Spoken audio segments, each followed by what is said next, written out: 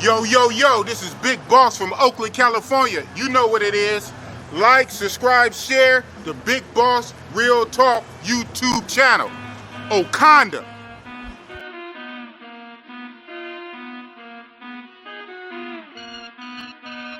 Without possibility of evil. It's something like that. You know, in that maybe a man is better when he's a dangerous man who's being good than he would be if he was just a good man who wasn't capable of being dangerous. And I believe that because the best men that I've ever met are very dangerous men. You don't mess with them. So, and you know that as soon as you meet them.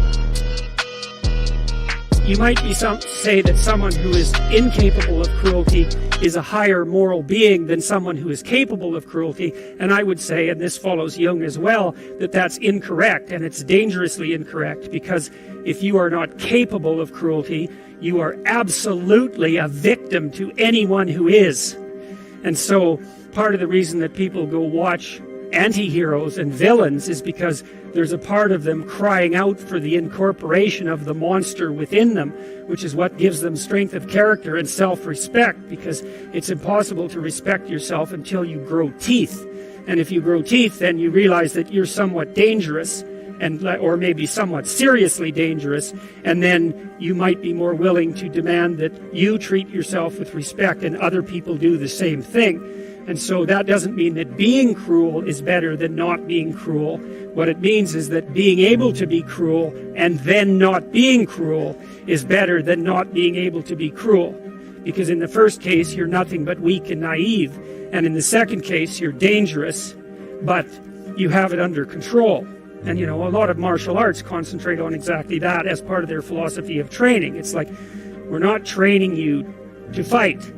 We're training you to be peaceful and awake and avoid fights.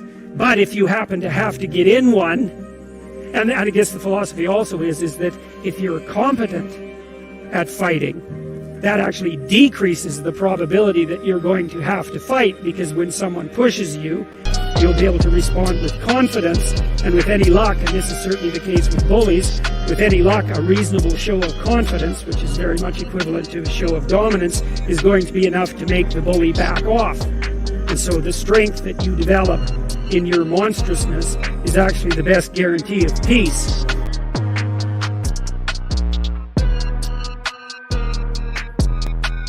Yo, yo, yo, yo.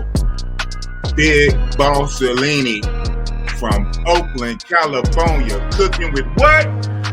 Gasolini. You know what it is. You know what time it is. You see the title, you see the thumbnail. It's Big Boss with King and Dreams, and this is a do-over of our original video a couple of days ago on his channel, where we were attempting to break down a very important subject nowadays in this 21st century, 2022, 23, Buzz Lightyear and beyond, social media. YouTube, Facebook, TikTok, Instagram, or whatever else they come up with and develop in the future. Your social media presence, your social media platform, and your job. And your job. Very serious. We need to unpack this and not be derailed by clowns and trolls. That being said, we are going to redo that video, talk about the topic in a major way on this here channel, Big Boss Real Talk. But in alludes to that, Boss has something to say. I'm going to bring Kings and Dreams up on the panel right now, say it to his face and for all to see. I want you guys to put your hands together for the man of the hour, a king with a dream. Kings and Dreams. Yo, yo, yo. What's going on, Big Boss? What is going on?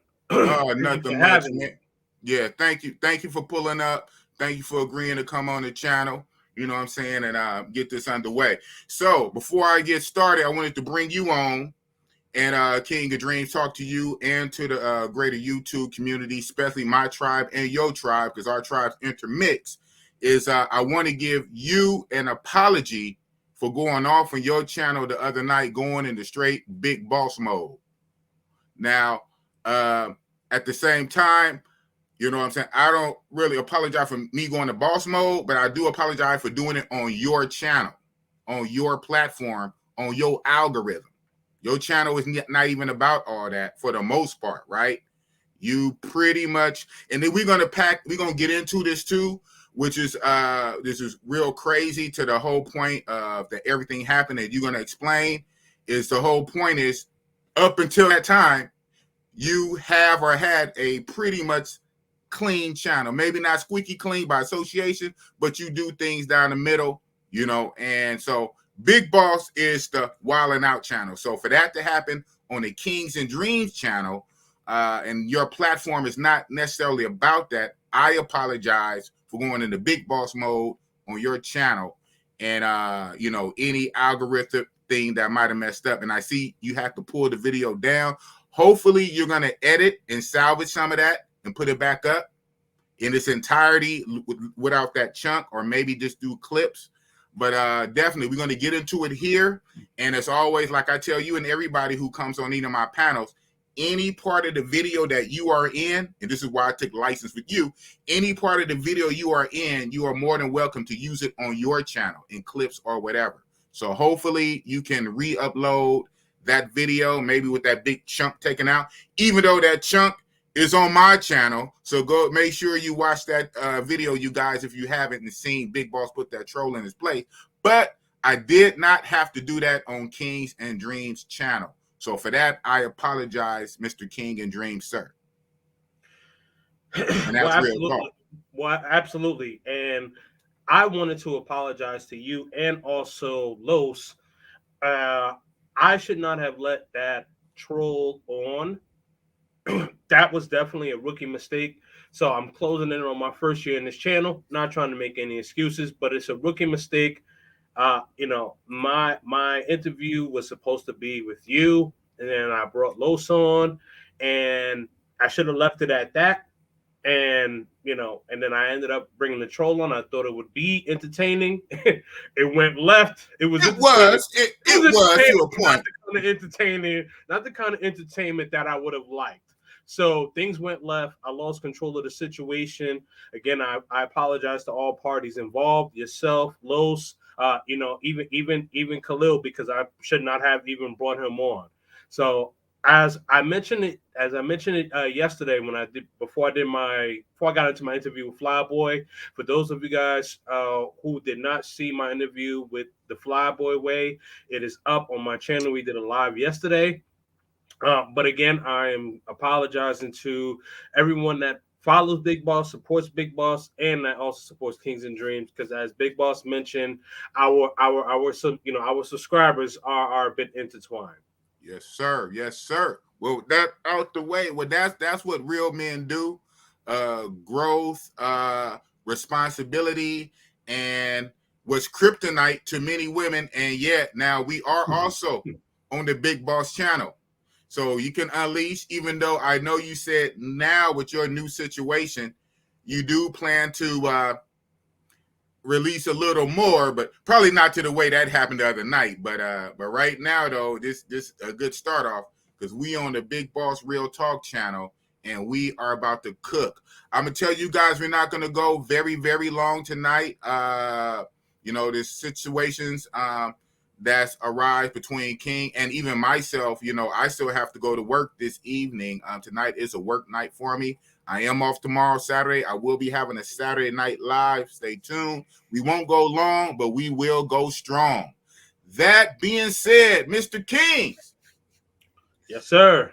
Again, another reason why we're doing this, because this is a very serious topic, and it needs to be properly addressed. It needs to be properly fleshed out. This can potentially affect many, many, many people nowadays. Now that we're in the 21st century, okay, we're in the future. Everyone is totally connected with social media. How social media can affect your real life, everyday job. And I think you know a little something about that. So with that being said, I'm going to let you take off right now. cook.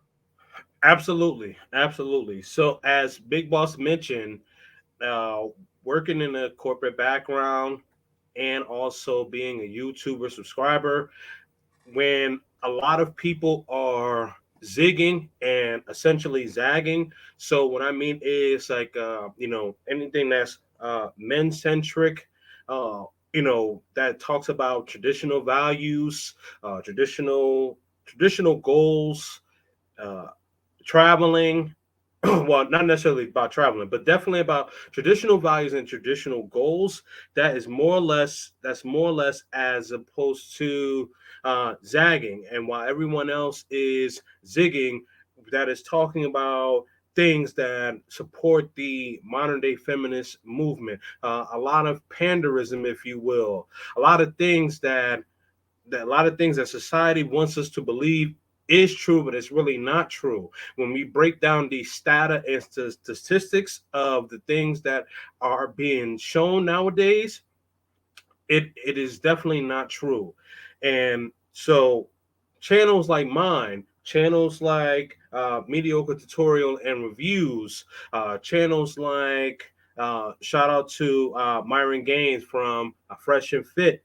So all of our channels, we ran into controversy because we all came from a corporate world, and especially with Myron, because Myron was actually in federal law enforcement. So he probably got the most heat out of all of us. MTR and I were in the private sector, so federal is they're going to be a little lighter, if you will, on that. But what happened to me is that someone had discovered my channel, and it appears that, well, someone's rather. So it appears that these someone's uh, have different beliefs. They have more of the zagging beliefs. And I'm sorry, more of the zigging beliefs, which is more like the pandering and kind of believing what is going on in society right now, as opposed to what's really the truth. And now with the RP content, do I believe in everything about it? No. However, there are things that I look at and I say, wow, this is actually true, and this is something that needs to be spoken about. And what I try to do is make sure that I articulated myself in a way to where my views were being addressed. However, not to try to be disrespectful to other parties. Direct, yes. Disrespectful, no. Big difference.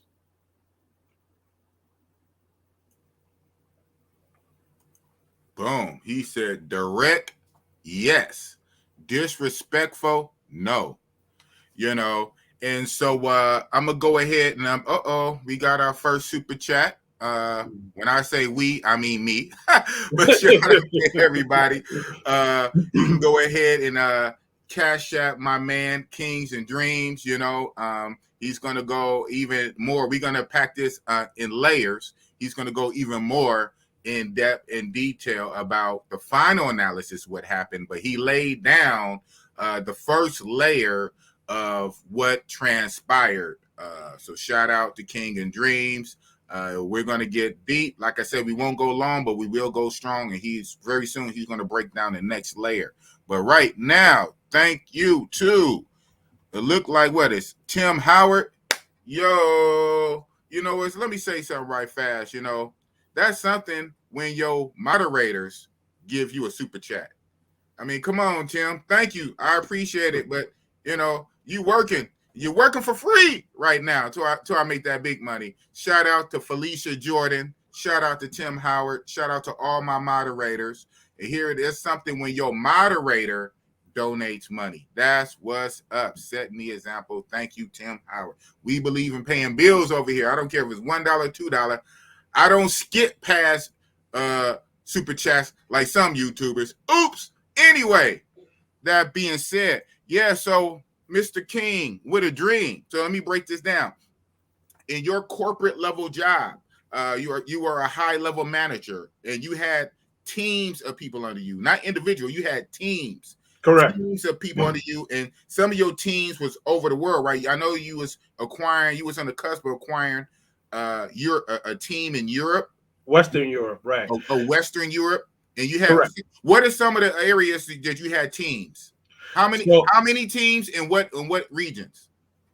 okay, so I had three. I was in the process of acquiring the fourth. Okay. So the three teams that I oversaw was a team in North America. So you have United States and Canada. That also includes Puerto Rico, and then Latin America. So all of Central and South America, and then Asia Pacific. So Wow. Southeast Asia.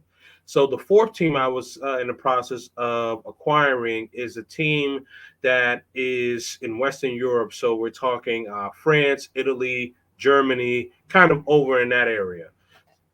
That's what's up. Wow. Wow, wow, wow. In the corporate world, for we should not name, but the type of company was a biotech company. Correct. A, Yes, a biotech company. Correct. biotech company. You were upper management. You had three teams in different regions of the world. You was acquiring a fourth team in Western Europe, high up on the food chain, making decent amount of money, six figures at least. And you said you even made more money offline through investments and things of that nature. So with all that being said, you also start a YouTube channel trying to help men and women, right? Because Correct. there is a big divide right now, a gender war. And let's be honest, it is. There's a gender war. And so in the vein, I would say RIP Kevin Samuels, who really was trying to help because he was pushing marriage, believe it or not. Most passport bros are not even pushing marriage. But Kevin Samuels was actually pushing marriage. And he got all that pushback, but he's trying to help both sexes. Your channel was just trying to help both sexes, because me and you even had lengthy debates offline in your earlier stage when you came to me and said, I want to include women in the red pill. And, we don't have to get into it now, but, my initial knee-jerk reaction. So here it is, you, Mr. King in Dreams, high-level corporate job with 3 international teams working on a 4th, starting your YouTube channel to help people, to help men and women, wanting to be inclusive of women in the manosphere space. You get dinged, you get called to carpet on your job by, obviously, women or a woman or two behind the content on your YouTube channel. And even after review, after about a week of review, the company looked at your channel and the company told you, what, sir? Now we can break down the other layer after I pay this bill. Thank you, Gil, aka MMA Fan 3. Thank you for the $3, man. Thank you. Good things come in threes, man. Bad things come in threes too. Thank you for the $3, man. Great topic. Great topic. Yes, it is a great topic. It's an interesting topic. It's a timely topic. It's a topic that can, on some real life stuff, affect a lot of people. And we're not even talking only YouTube content creation, right? Almost everybody I know got a Facebook. Okay. People got Instagram. They throw up stories. So, you know what I'm saying? And again, this is my channel, and I say what I say, raunchy or not, real talk. So if you got females, nice job, a nurse or whatever the hell she doing, working at a bank, but she on vacation and, she just she twerking and everything. She twerking with her girlfriends and she posted on the stories. So, you know what I'm saying? Can she get in trouble on her job because she was twerking? Not even bucket naked, but just, wearing thongs, bikini, beach wear, whatever, and just twerking. She put it on her stories. Can she get fired? Did somebody report her? So these are some of the things we're talking about, and it's going to be more so as we get off deeper into the future with more technology, this social platforms affecting your job. So, Mr. King in Dreams, a high-level management at a biotech firm with 3 international teams working on a 4th team, starting a YouTube channel to help both sexes. Someone within the company, most likely a female or two, ran back and told HR. HR reviewed your channel, and what did HR tell you?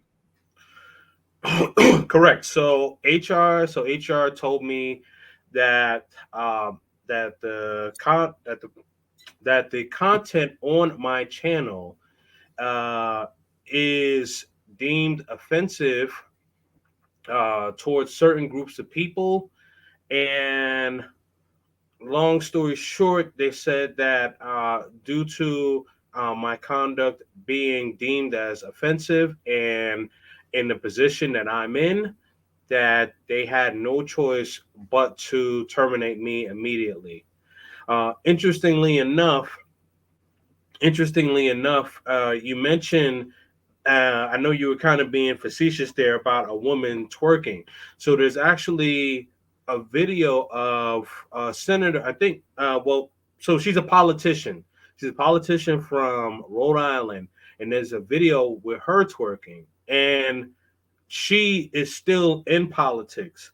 So it really just depends on what side you're on. So I know that she's on a different side than me because I can tell by the way she responded to the video. She has that response in reference to a modern woman. I have the response of a traditional man. So and also another video. Shout out to Richie Mack. Richie Mack sent me this video clip of a YouTuber called Minister Jap, and he actually came from the corporate world. And what he said in the video is about a minute or so, and he said that if you show that you are a masculine male in a corporate environment, they want you gone. That is really the big problem here. The problem is that I was not willing to conform to the modern day feminist ways. Now, did I treat anyone at the company different because of my beliefs? Absolutely not. However, on my channel, I stood firm with my beliefs, and I compartmentalized that when I was at work. When I was at work, I was at work. If I'm off the clock and I'm doing a live stream or I'm uploading a video, I have the right to say my opinion. I'm not saying anything against any different communities that would be deemed offensive, and I have the right to say what I want to say, or so I thought, right?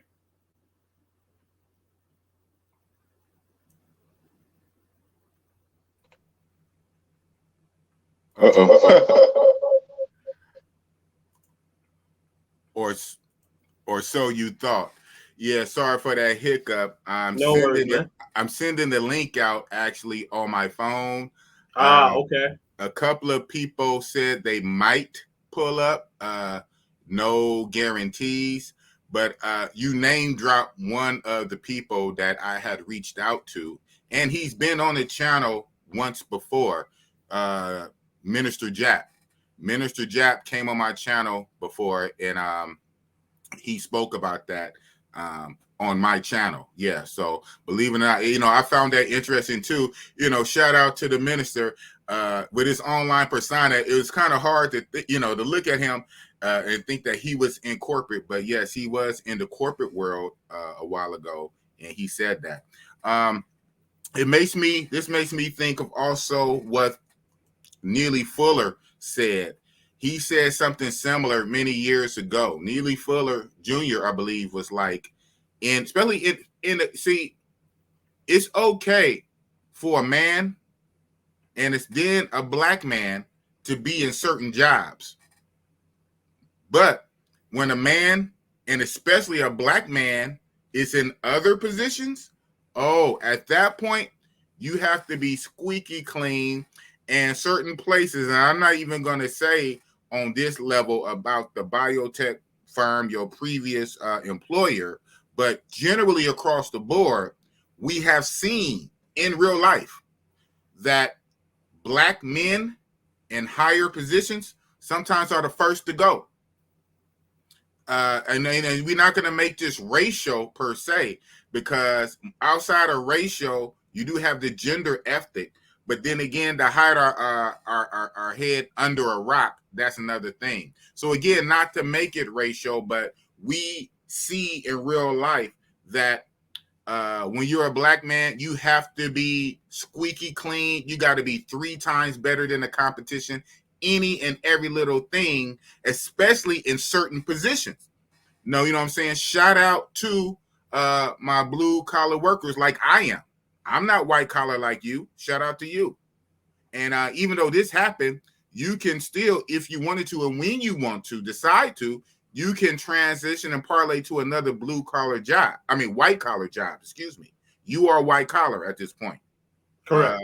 6 figures plus, making even more, than the 6 figures in your investments, years of managing teams all over the world. So when it's incumbent to you, you can also just apply for another white collar job, even though you might run into this again. So it is incumbent to kind of, see where you're going to go from here. But for myself, everybody knows Big Boss is what?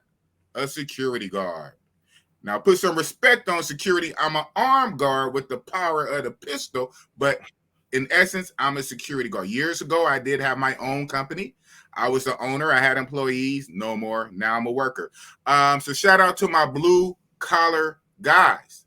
And so it's one thing when a man or a black man is doing blue collar work. Shout out to the janitors. Shout out to the security guards. Shout out to all the service level employees. But as you move up that food chain and you're a man and you're black, again, I'm not going to make this racial and get into the white power structure, the corporate structure of the world.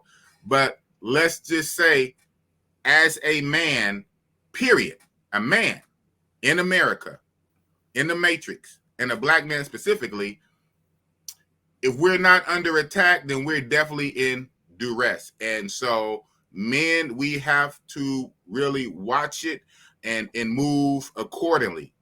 And so the example I gave, trying to be inclusive, talking about, the women folk and the man folk, that it can come back and bite them. What if a woman was twerking and this and that?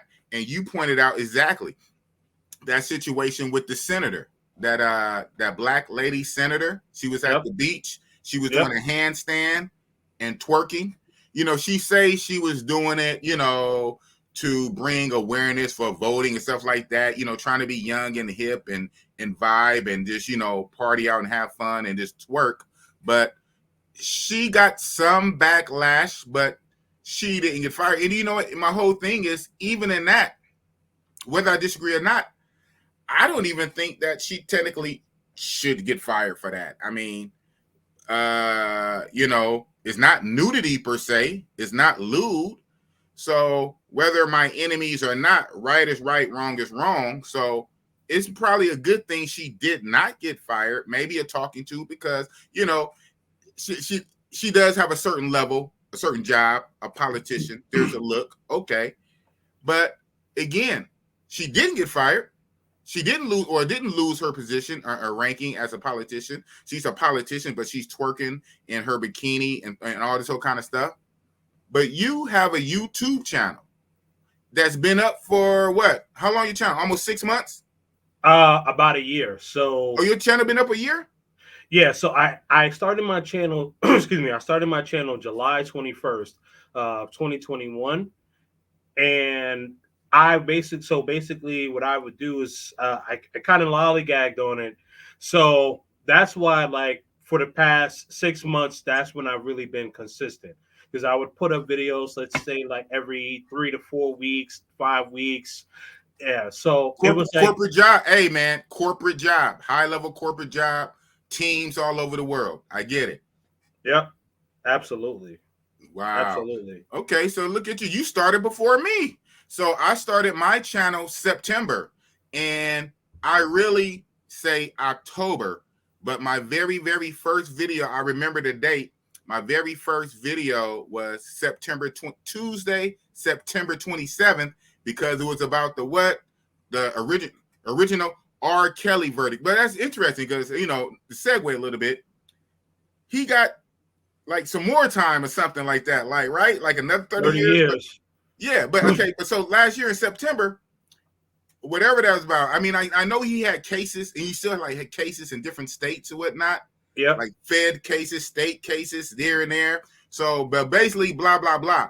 My very first video was about the R. Kelly verdict, September 27th. And I think 2 days later, I did another video around the 29th or the 30th. And then my very first live stream was Friday, October 1st, with Richie Rich Roll the Tape. So I really say I really started my channel in October. But you started yours in July? Wow, but you was going slow. One video every 3 weeks? Oh, man. Well, you have a whole lot of time on your hands now, right? Absolutely. Absolutely, I do. Whole lot of time on my hands now, and definitely going to be pushing out a lot of content, Going to keep building my channel. I'm almost at 500 subscribers, so I can get that community tab. Yes, sir. I think I'm 4 away from 500 subscribers. So definitely make sure that you do like and subscribe to my channel so your brother could get his community tab, and let's get that going. Let's get that going. That being said, hold on. Wow, I am just sweating. Uh-oh. Why I'm sweating so much? I guess this is a hot topic for real, huh? This is a hot topic for real. Let's go. Okay, you see what it is. 33. Man, I thought we would have more people in the building, but, you know, it is what it is. People who don't catch this now, because I know a few other people are streaming, they can catch this in the future. Wow, you're not lying. Only 3 away. Hey, come on, man. So even though I only have like 33 people in the building right now, 33 people, if all 33 of you guys are not subscribed to King, subscribe right now. Even if, you know, open up another tab, subscribe, and or come back. You know what I'm saying? It's that kind of party. You know, that's more important. Go over there, subscribe, and come back. Get him. Hey, we can at least give King 3 subscribers out of 33, unless you're all subscribed already, which might be the case, King. All of them might be subscribed. But I think there might be 3, 4, 5 people that have not yet subscribed to King and Dreams. This guy is a real one. He put it on the line for YouTube content creation. Pretty much lost his corporate level job over his channel, but obviously he still have the skills, he have the degrees, he's have the education to go get another high level job. And like he shared in the other stream, you know, that was his business, but he shared he is financially well off. He was making well over 6 figures for a number of years and investments. So he can take some time off to build his channel. But at the same time, the young man, he's a young man working on his channel, trying to help men and women, and turned around, lost a high-level corporate job over YouTube. So if you find it in your hearts, go in and subscribe to his channel. We can at least give him a few more subs. And that's real talk. Absolutely. So speaking of that, I saw one comment in particular. Shout out to Brand Jor. He says YouTube is not worth your career. Best wishes on your journey. Well, thank you for that. I appreciate that. So my retort would be, wouldn't you rather build something for yourself as opposed to being a part of something that is already built? And so let me just kind of expound here, Brand Jor. So this company is going to do well with or without me. And what I'm saying is, wouldn't wouldn't you rather have something that you built yourself? So this channel, I built that myself. However, I want to promote, market it, sell things, sell merch, sell consultations, what have you. This is something that I'm building as opposed to something that's already built. So I understand what you're saying, but that's my pushback to you, if you will. So I just kind of wanted to hear what you have to say about that, brother.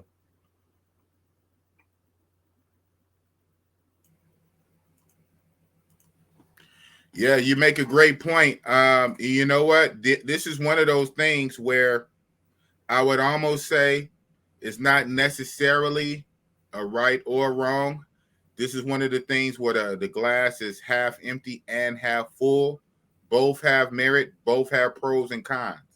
I believe most people, though, at least 60, 40, probably more, people in America right now, the way the economy is set up and the jobs are set up, more people would give preference to their day job, right?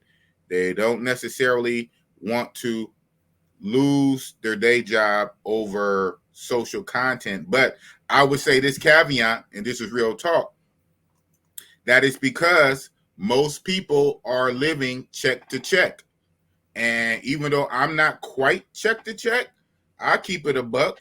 I'm like 2 or 3 checks to check, right? So, most people, the average, we know from the CDC and the labor statistics, what's the average rate that most people make in America nowadays, right? We know that. There's no need to cap. It's inked in already. The data is there. So the average person is not quite making 6 figures. And then to be making 6 figures for years and years on end. And then to double and triple the base salary through investment. So it is something to be said for being in a financial place where you can, get off into your passions. Not everybody has that luxury. So that's a very interesting concept, and everything happens for a reason.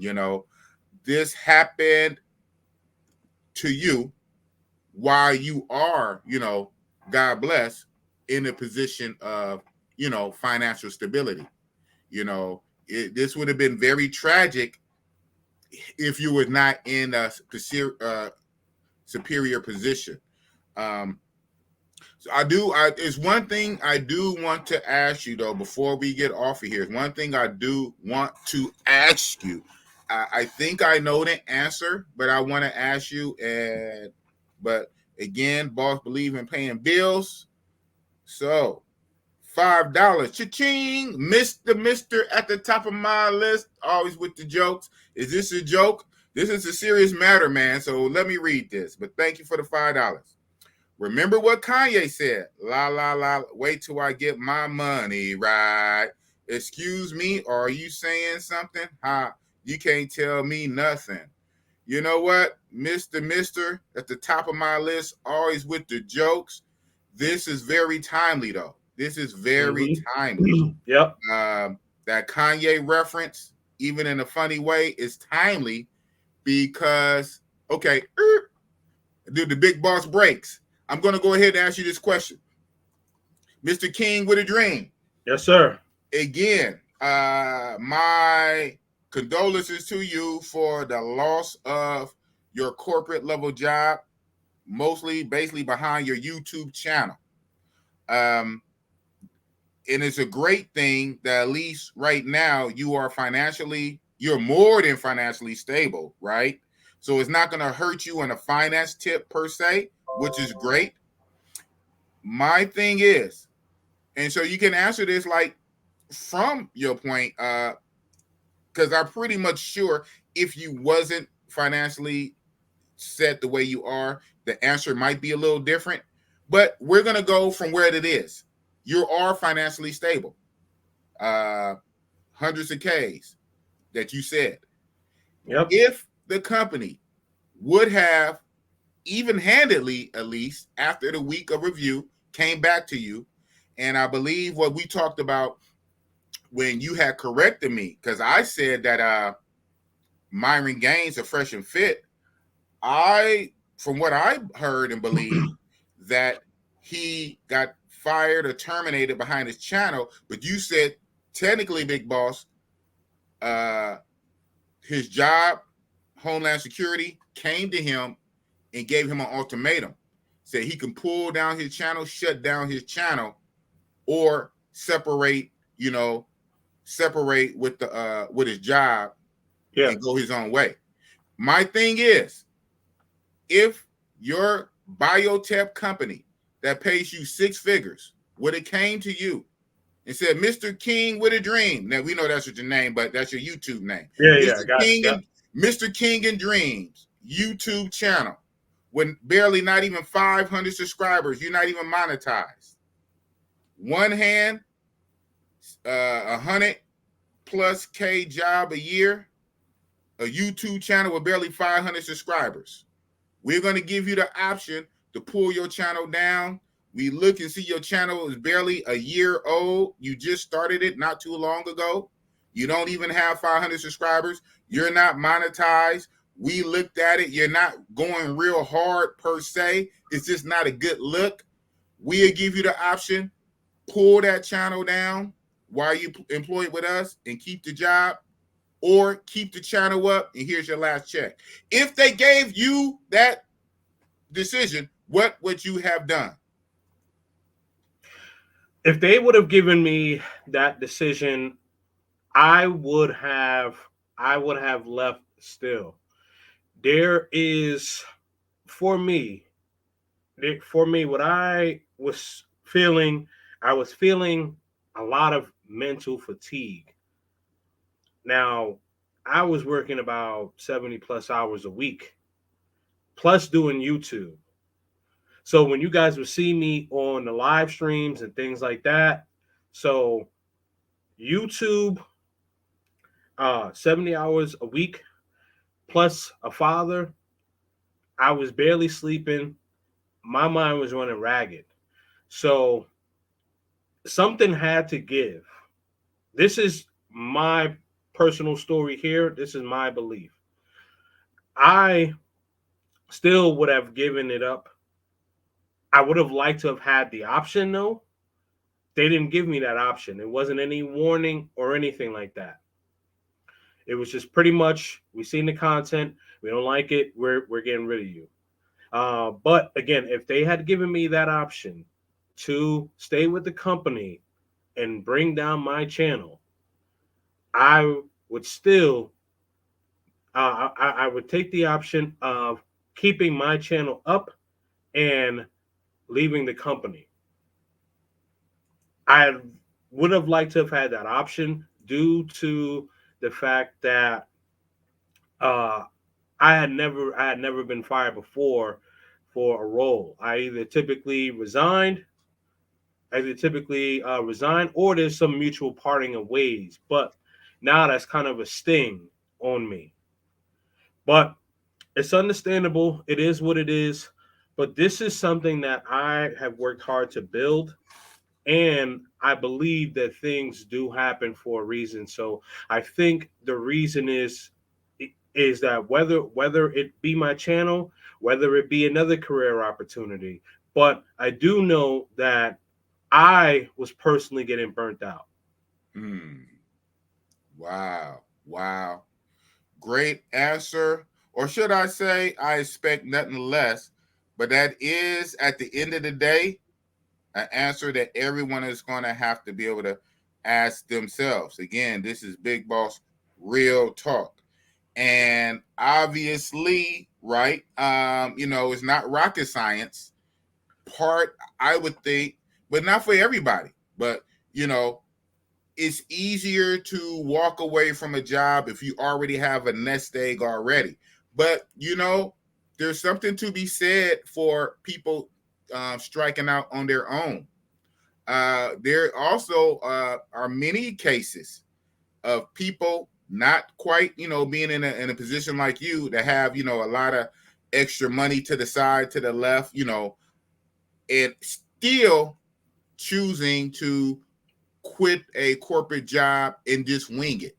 like with $100 or maybe $1,000, right, in their pocket, get on a Greyhound, go to a whole nother city, and just go for it. Start their business. We heard stories of people dropping out of college to start online businesses, starting businesses out of their garage, things of this nature, investing in themselves, Yep. right? Instead of making somebody else rich. And knowing that, you're gonna hopefully you live for a few more years. So you can give it some time. You can give it 2, 3, 4, 5 years. If it don't work, go back and go work somebody else's job. But it's something to be said for betting on yourself, right? Instead of making somebody else rich. And it's even more so easier, of course, if you have the financial wherewithal to withstand for a while. But we have many, many stories of people who didn't even have that, stood on their 2 feet, had about maybe a couple $100 to rub together and said, guess what? I'm going to make it on my own. You know what I'm saying? Even if sometimes I got to take 2, 3 steps back to propel myself forward, wash some dishes, bust some tables, do some day labor jobs. Nowadays with technology, which is good and bad, do some Uber Eats, do some Grab, and then have more time to work Yep. on my craft, to work on my music, to work on my art, to work on my channel, to work on my website. You know what I'm saying? So shout out to you, man. Shout out to you. And it's even a cherry on top that you also had the available funds to be able to do this for a while. Not everybody is able. And so a lot of people will answer differently because they're not able. But even then, some people who don't have it would still go down your path. So shout out to you. Well, so let me respond to that or add on. Now, if for some people who don't have that, nowadays there are a lot of resources. You just mentioned like Uber Eats, you have Uber, you have Lyft, you have what's Instacart. You have a lot of opportunities where you can earn money and still have the flexibility to obtain what it is that you want to obtain. And I know rather one of the reasons why I was feeling so burnt out is because I was putting in so much work into a company that I knew that I could be replaced at any time. When you when you are in a position to where you need a company more than they need you giving them the leverage. What inspires a lot of people and why a lot of people are doing Uber Eats and ride share and things of that sort, um, working remotely because they want the flexibility to be able to do what they want. There's a lot of expats that mention that. There's people that are in different positions, but I can guarantee you that is one of the reasons why I was feeling burnt out because I was pushing myself so hard for a company that which is a conglomerate. And I know that I am a little pebble to what they have. There's a movie with Chris Rock. It's called I Think I Love My Wife. There's a part in this movie where Chris Rock is talking to his boss, and his boss says, you made us about, I don't know, 50, 100 million, something like that, right? And at this point, Chris Rock is getting in trouble because he's hanging out with this woman, Kerry Washington, and he is not, he's missing like some big meetings at work. And the boss basically said, this is how much the company makes a year. This is about how much you made. Let that marinate.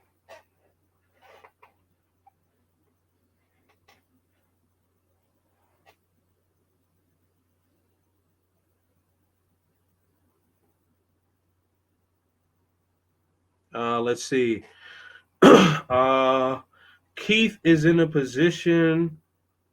Majority of people are not. He is blessed. His experience can help others, especially how to navigate through corporate and entrepreneur challenges. For everyone hurting. Yeah, I mean, if I can inspire at least one person, two people, what have you, absolutely, absolutely.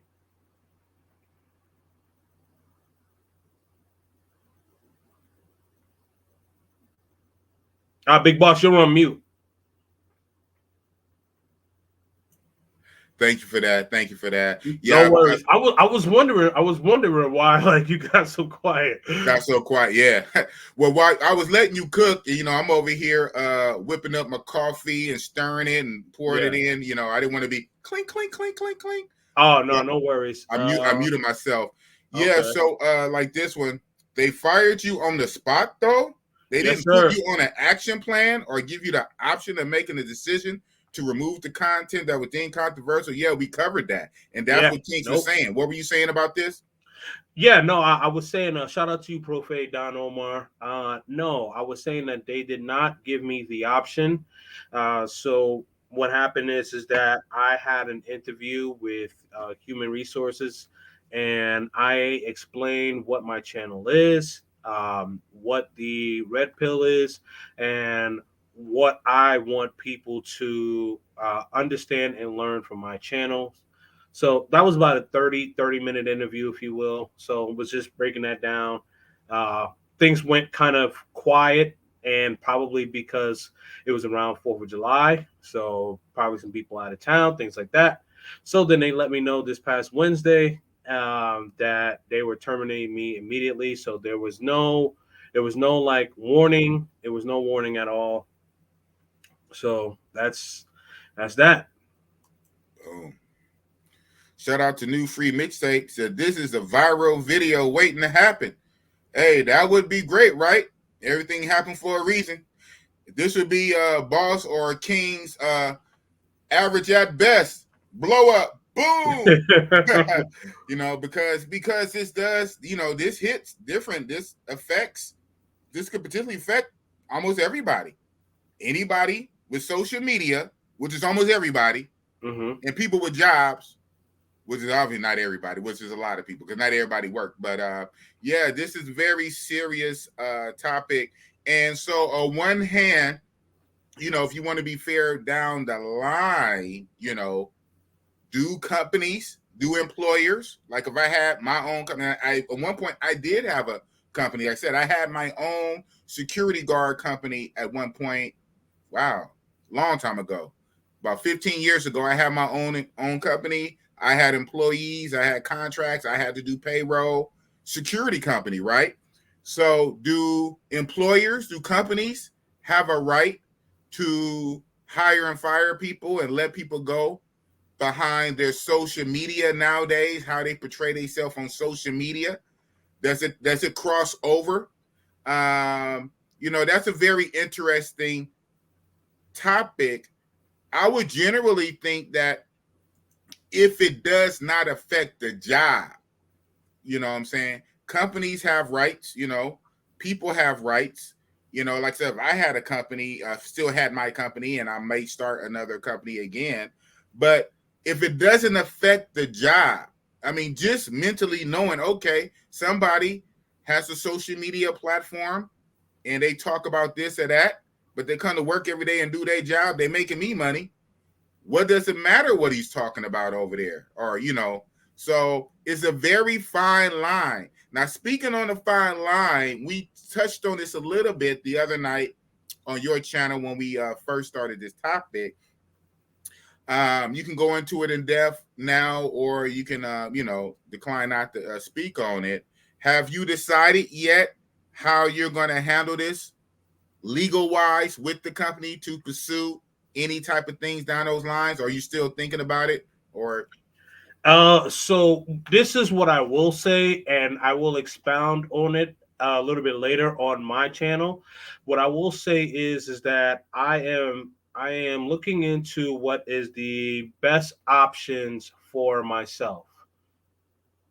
So I'll just kind of leave it there. I'm looking into what the best option, I'm weighing my options. I'm having some conversations, and I will expound when the time is right. There you go. Don Omar, unless it can be contradicted in the small print of the contract, social media will take a lot of mofos down. So shout out to the Professor Don Omar. His personal opinion, he's of the belief that yes, it's only going to get worse in the future. As companies lay off a lot of people, fire, shut down a lot of jobs and departments. This could be, one more avenue, one more excuse for companies to use. Oh, we don't like your social media content. We don't like the Facebook posts, right? Yep. It doesn't agree with our standards and our company mission, our mission statement, our company standards and policies, the things that you expressed on your social media. Very scary time. So this is a very serious topic that I wanted to try to unpack. It's so deep that we can touch on this again more than once and unpack it even away more so from your situation, of course, which is very personal to you, but in a greater conversation, this is not going away. At the same time, I said I don't want to go long, but we will go strong. We are running up on 1 hour. I believe you told me offline that you have your son, you have little kings and dreams. Shout out to you, being a little good kings father. and dreams. That's right. Prince and dreams. Prince and dreams. Look at that, Prince and dreams. You have the prince with you. Yes. And I know you want to do some daddy time. We're coming up on an hour. If you would indulge me a few more minutes, I can gracefully let you go, and I might keep going. It's a little bit longer myself, because this is a very powerful packed topic, a hot topic, red hot. Outside of the red pill, so whatever it is, right? Whatever your social media, whether it's YouTube or Facebook or Instagram or TikTok, your social media costing you your real life job, especially when the two might not mix and match and it might not contradict each other. But just the fact, if your company finds out about it, they can use that as an excuse to fill away. And this is very deep, very deep. Yeah, Tim Howard, exactly. That's what King and Dreams was saying. Shout out to Zoom to Thailand, Richie Mack. Richie Mack, Zoom has sent King and Dreams offline, sent him a video clip of the minister talking about that. And also, like I said, I had Minister Jap on my channel earlier this year. I think February it was. Minister Minister Jap came on my channel, and me and him, we're going to do another collab soon. And Minister Jap talked about that. Minister Jap, believe it or not, was in the corporate world, and he ran into some of this behind his content creation. So yeah, man. Absolutely. They don't.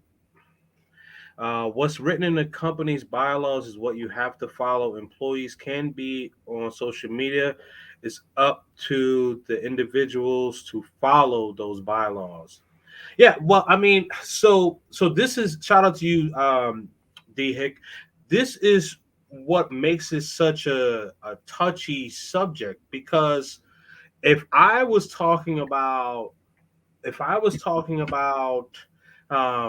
stuff that like a Derek Jackson would be talking about, I don't think I would have an issue. I actually think that I would get more supporters if people would say, "Hey, we actually came across your channel. This is amazing. This is great. You're such a a nice person, and you have so many great ideas." And then it's like, well, if I say, men are the head, women are the neck. Oh, you're so misogynistic. Oh man. Well, you can't win from losing. Hold up, Mister. Normally with the jokes, but he's coming with the bag tonight. Shout out to Mr. Mister for the $10. Sometimes these things can be a blessing in disguise. You're now free to focus on some other things for a little while until you decide your next move. Facts Absolutely. on facts. Absolutely. And that's no joke. Nope, absolutely. I mean, well, the thing about it is that so I'm actually going to be one of the coaches for my son's football team. So this will actually be, That's so now I can. So maybe this is an opportunity for me to spend a lot more time with my son.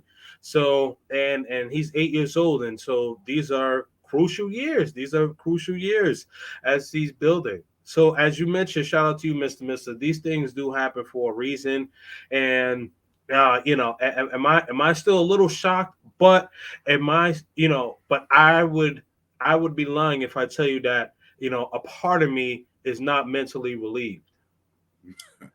Wow. So halfway mentally shocked, halfway mentally relieved. Yeah. You know what? And on a greater scale, it still sucks, man. It sucks ass. I mean, Oh, absolutely, absolutely. I mean, yeah, it's just fire for having an opinion. I've never called a woman out her name. I've never called a man out his name. So I think like the strongest word that I've used at least on my channel is the word simp. Wow. And yeah, and real fast, didn't you say, you told me that when you had a interview by HR when they first was asked you about your channel, they actually asked you to clarify some things. So they asked you what was red pill. Yes. And then you say, didn't someone ask you what the definition of a simp was? Yes. That, you know what? Very serious, obviously, and the outcome is very serious. But in my mind, that's a little comical, man. I wish I could have been a fly on the wall. How did that conversation go? How did he ask you, well, sir, what is a simp? Not to make like, hey, yeah, at this point, but how did that go? How did that conversation go? Well, first of all, when they said that, when they said that this conversation that they wanted to discuss with me, they asked me what is Kings and Dreams. I was taken aback. I said, "Whoa, like, okay, like, how did you find out? How did you find out about Kings and Dreams?" So, So in my head, I'm trying to think of how he could have found it. I didn't tell anyone at the job about it. I never mentioned I never mentioned the company's name. I never mentioned anybody's name who I worked with or anything of that matter. And so my mind is kind of like kind of racing. Like, okay, how can they have figured this out? And then I figured out. And then what I figured out was that they probably went to my Facebook. And then they saw the link for my channel there because they know my full name. So anyway, fast forwarding. So then they asked me, about what's Kings and Dreams. And then they asked me, can you explain what the red pill is? I explained that. And then they say, can you explain what a simp is? I did chuckle. I smirked, but I kept a straight face. I was like, really? Excuse me, sir. What is a simp? Wow. Yeah, absolutely, man. So I gotta ask, man. Sure. What was the answer? What did you say to that? Oh, a simp. So what I said was that a simp is a man or a woman that puts together. That puts another person needs before themselves. I gave it to him in the most simplistic answer. Right. Wow. Excuse me, sir. What is a simp? So, and they asked you that, so they went through your channel. Absolutely. They went through your channel. They say, what? So they said your real government name, employee name. Yeah. What is this Kings and Dreams? Yep. What is red pill? What is a simp? Yep. And then you said they even asked you a statement like almost putting words in your mouth, like the man is the head and the woman, the man is the head, right? Well, he said no. He said it was a leading question. Yeah, leading question. So it was man first, woman second, right? The Oh, key so that's word what is right. so he asked you that. So he said man first, woman second, right? Yes. He asked you like that? Yes, he did. And I said no. I said no, I never said that. Boom. Wow. A leading question, and he asked you, man first, woman second, right? Yeah. Right. Yep. Man, trying to dangle some bait. Right. Wow. So the thing about it is that I do think that we should have more of these conversations, but I will say for um for what is going on right now, the the cancel culture is they are coming, and they will not stop. And this is why we need this community to band together, stick together, because this mutiny is getting out of control, and it's to the point where you can't say anything that opposes that movement, or else you're going to get canceled. Right. Regardless of how you feel about me. Let's say you love me, you hate me, you don't like me. But here's the thing: what I'm saying is that they let me go because of an opinion. Right. Yeah. So wait. Tim Howard said it's none of your business, sir.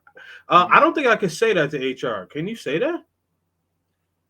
Well, well, yes, you can say anything, but that will also be reflected in the decision. Right. Yeah. So you can say anything, just like in court, you can always plead the fifth, but right. by pleading the fifth and not saying nothing, Right. that goes into the pot, into the calculation. So right.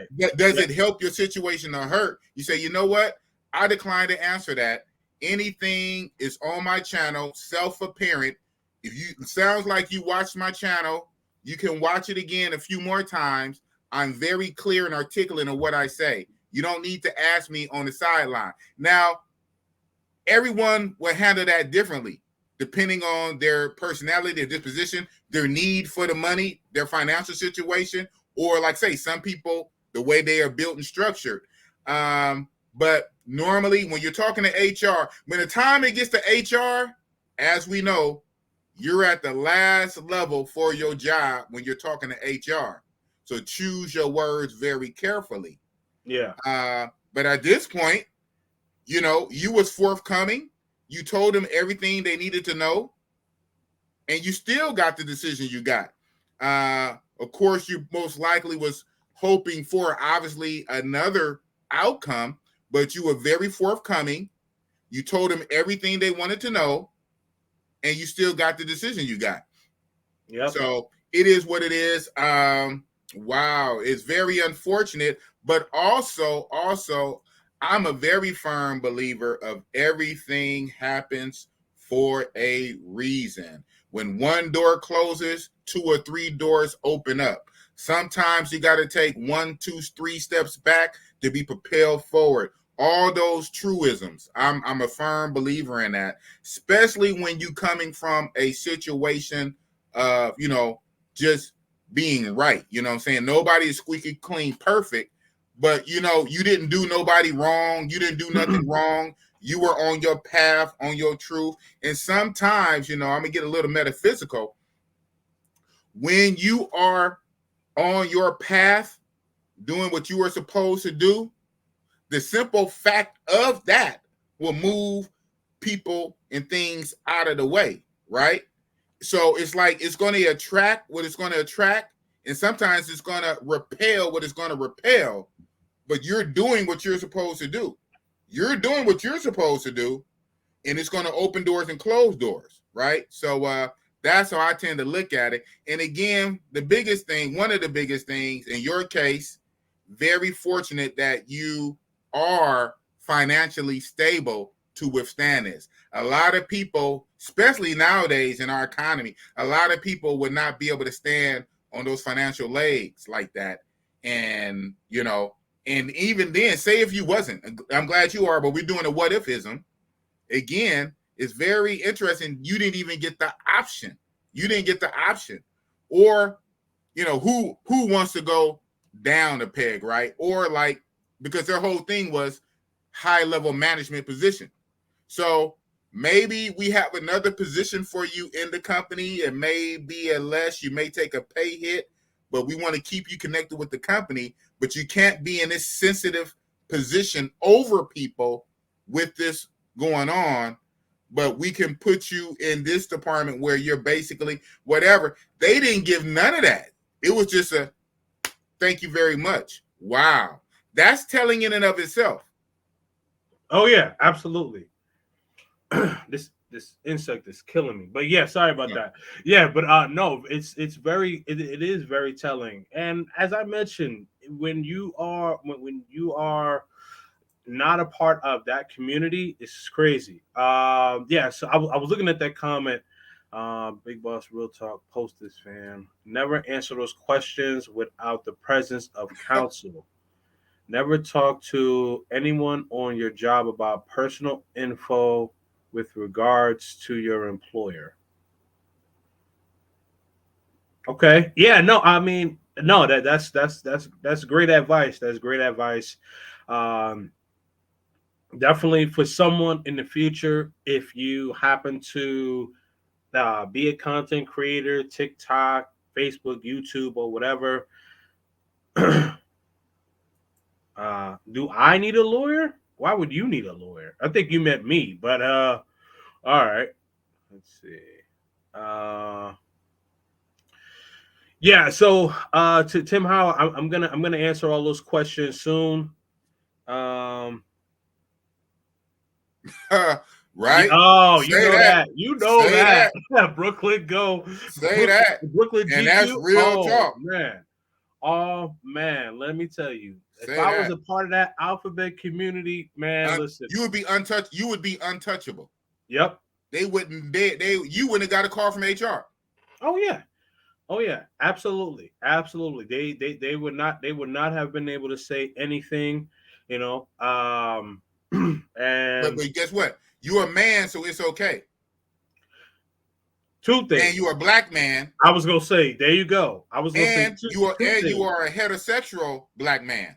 Oh yeah, so absolutely. You got 3 strikes against you, King. 3 strikes and you're out. Right. So I'm a man. So I'm a man, heterosexual man, black man, and masculine black man. There you go. Masculine black man. Yeah. Oh yeah, masculine. You know, you have the nerve to be masculine and black up in somebody's corporation. Again, shout out to Neely Fuller, man. That short video he did, it made a lot of sense. He broke it down so far, especially more so corporate world, but he's saying to be masculine and black in the corporate, he said you're not allowed to be that. So again, on my channel, I'm gonna go there just a little bit, just on historical context, that under the supremacist structure of the dominant society is one reason why back in the day they called grown black men, what they called us what? Boys.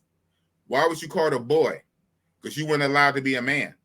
So a 20-year-old Caucasian could call a 60-year-old black man, call him a boy. You're not allowed to be a man. At best, you could be a boy.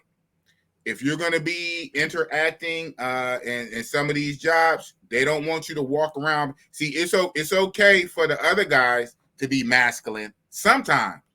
But if you black, you better not be masculine. You better be effeminate, okay? Very effeminate, and what they call threatening. Shout out to Charles Barkley. You know, he says a lot of things I disagree with as of late, but the fear of a black man is something about a black man masculine, you know, making people uncomfortable in certain settings. So if you're going to be black and it's a man, you really can't be masculine. You got to tone that stuff all the way down to the point of being almost effeminate, and then you're allowed to be. Neely Fuller was talking about that's one reason why he said he just went off on a tangent. Was like they want the strength. They want the strength of a black man, but back in the day, the kings of these other places, they would chop off the genitalia and have them for eunuchs. So they want the strong, silent. They either sometimes cut out the tongue, cut off the genitalia. You have the strength of the black man, but no real power. You know what I'm saying? So he just got deep with it in metaphysical. You know, I don't want to go down that rabbit hole on this one while you're still up here. But, you know, for the reel it back into what we're talking about still, that could apply to everybody, even women too, right? Social media and your job. But also, if you want to go under the microscope of being a man in the matrix, you know, talk about passport bros, getting out abroad, seeing the world, because America and the Western culture has become feminized. There's a lot of feminism in American Western culture, in the family court. Shout out to lead attorney in the family courts and things like that. Things are not quite fair for men. Especially masculine men in the workplace. And the higher up the food chain you are in the workplace with management and this and that, then, you know, becomes value. So it's just very deep, very deep. Yeah, I see we got a bunch of comments going on, and you guys are saying a lot of stuff. I will bring up this comment right before we get off. Just in case research. Shout out to Just in Case Research. Yep. He's also in our travel group. He says, that's why I'm loyal to no company. They fire you on the spot at their will, but you must give them 2 weeks notice to resign. Absolutely. Say that. Yep. Absolutely. No matter how much money you made for them, no matter how hard you work for them, how many hours, 40, 50, 60, 70 hours a week, overtime, no matter how much you did and made for them, when they get ready, let you go like that. Yep. Yeah. So yeah, that's why I kind of that's why I kind of pushed back at Brandjor a little bit earlier. You know, I understand where he's coming from, but for me, it's like I had to push back on that one. Right. Exactly, man. Like I say, this topic is very deep, very hard hitting. It's a live wire because it can and will continue to affect even more people. And if this is not going nowhere, the internet is not going nowhere. Social media is not going nowhere. And we all got to work. Most of us got to work to pay bills. We go to work, we pay bills, we go to work, and we have social media. Can one cancel out the other? Can social media cost you your job? And so we spoke on that. We got to do this again. We can unpack it in your channel or not. We just got to be mindful of who we bring up on panels. You know. Yeah, I think I'm just gonna stick with you. That's it. That's what it is. And like I started this, I'm going to end it the same way. We have a few more people watching now towards the end. As I'm about to land the plane, now everybody want to come. Shout out to all the people. This was a very good conversation. Definitely go back and watch it. It's not super long. Obviously, I'm about to end this in the next few. Even when I let Kings down, I'm gonna go for a little bit. It's not going to be very long, so it'll be very digestible to watch again. And absolutely, Kings, when you get a chance, if you want to go in here and take some good clips out, you can use on your channel. It's all good. Hold on. So we got one person in particular. Shout out to talking about investing in yourself. Bet out of debt. What's going on, brother? Sir, yeah, man. I'm about to go ahead and drop the link. I'm about to bring Bet Out of Debt up. If you want to stay on a little longer, you can. I'm gonna bring Bet Out of Debt up to speak with him on this. Yeah, sure. But yeah, exactly. It's about betting on yourself, investing on yourself instead of making other people rich. Yep. Shout out to Omar Suez. Thanks for the $2. Best of luck to you, King. I got you if needed. And that's what it's really about, man. Sticking together. Like I say, man. Absolutely. You lost your job over this YouTube shit. You know what I'm saying? So, hey, man. So on that one, I'm about to send this link to Bet Out of Debt. Hopefully you can pull up.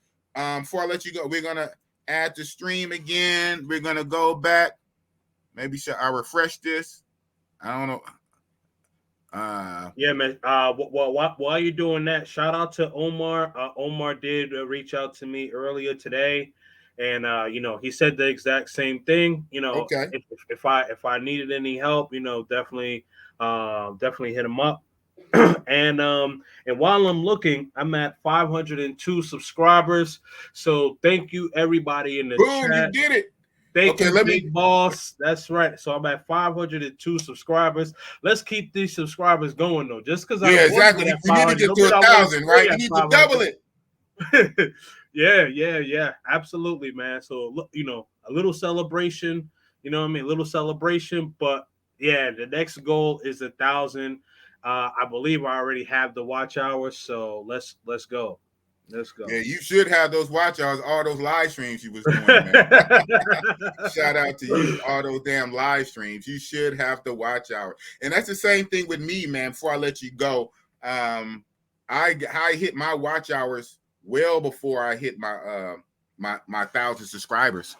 When I hit my 4,000 watch hours, I was about at 800 subscribers, and it took me about another month to get 1,000 subscribers. And by the time I got 1,000 subscribers, I had about 6,500 watch hours, almost 7,000 watch hours. So it's just, for some reason, it's an uphill battle for even Bossy-Boss to get subscribers. But everybody want to watch Bossy-Boss. Like I said, and well after I got my 1,000 subscribers, I was pushing over 8,000 watch hours, right? Over 8,000 watch hours, and barely inched and got my 1,000. So people were watching, right? People were watching my content, but maybe my personality or whatever, people didn't want to go ahead and give me that boop. They didn't want to subscribe. I didn't get the boop, but I had all those damn watch hours. So, and even now, so shout out to you, man. Yeah, thank you, man. So I'm going to add Mr. Bet Out of Debt. Slow buffer. Hope you come on with some good internet. Yo. What's going on, man?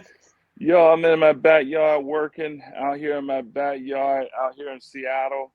And I just started to tune in, and I heard the bad news. I'm sorry to hear that bad news, Kings of Dreams. I'm in management with the company I work for, and man, I feel for you, brother. I really feel for you, and I'm very saddened to hear the news that I heard. And man, that's all I can say, bro. I'm just sorry to hear the news. You're a good brother. I've been following you for a bit.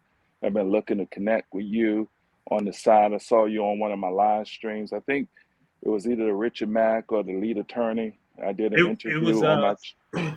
It was both. Sorry not to cut you off, but it was both. I left some comments and participated in the chat.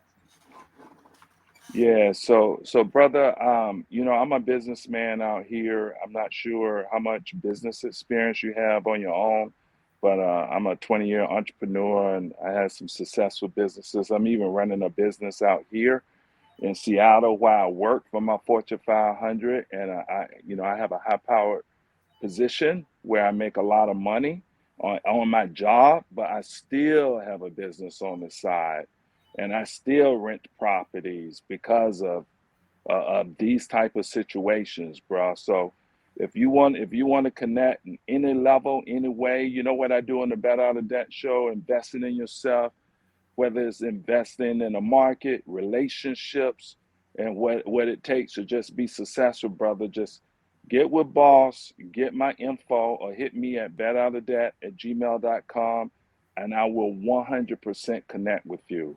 It would be no fugazi stuff. Absolutely, man. I definitely appreciate that, and I've been wanting to connect with you as well.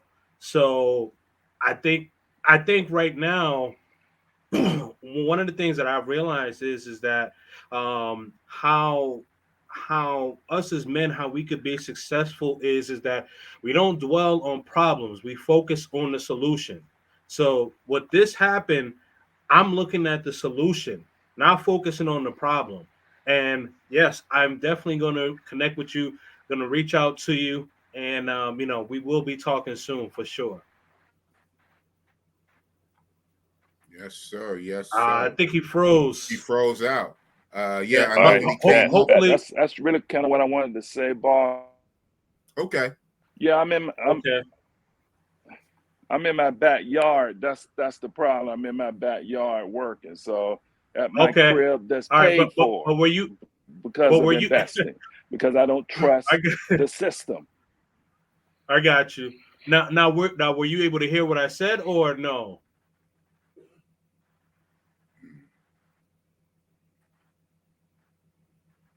But, but in a way, fellas, my Okay. No No, worries. yeah, that's cool. connection That's cool.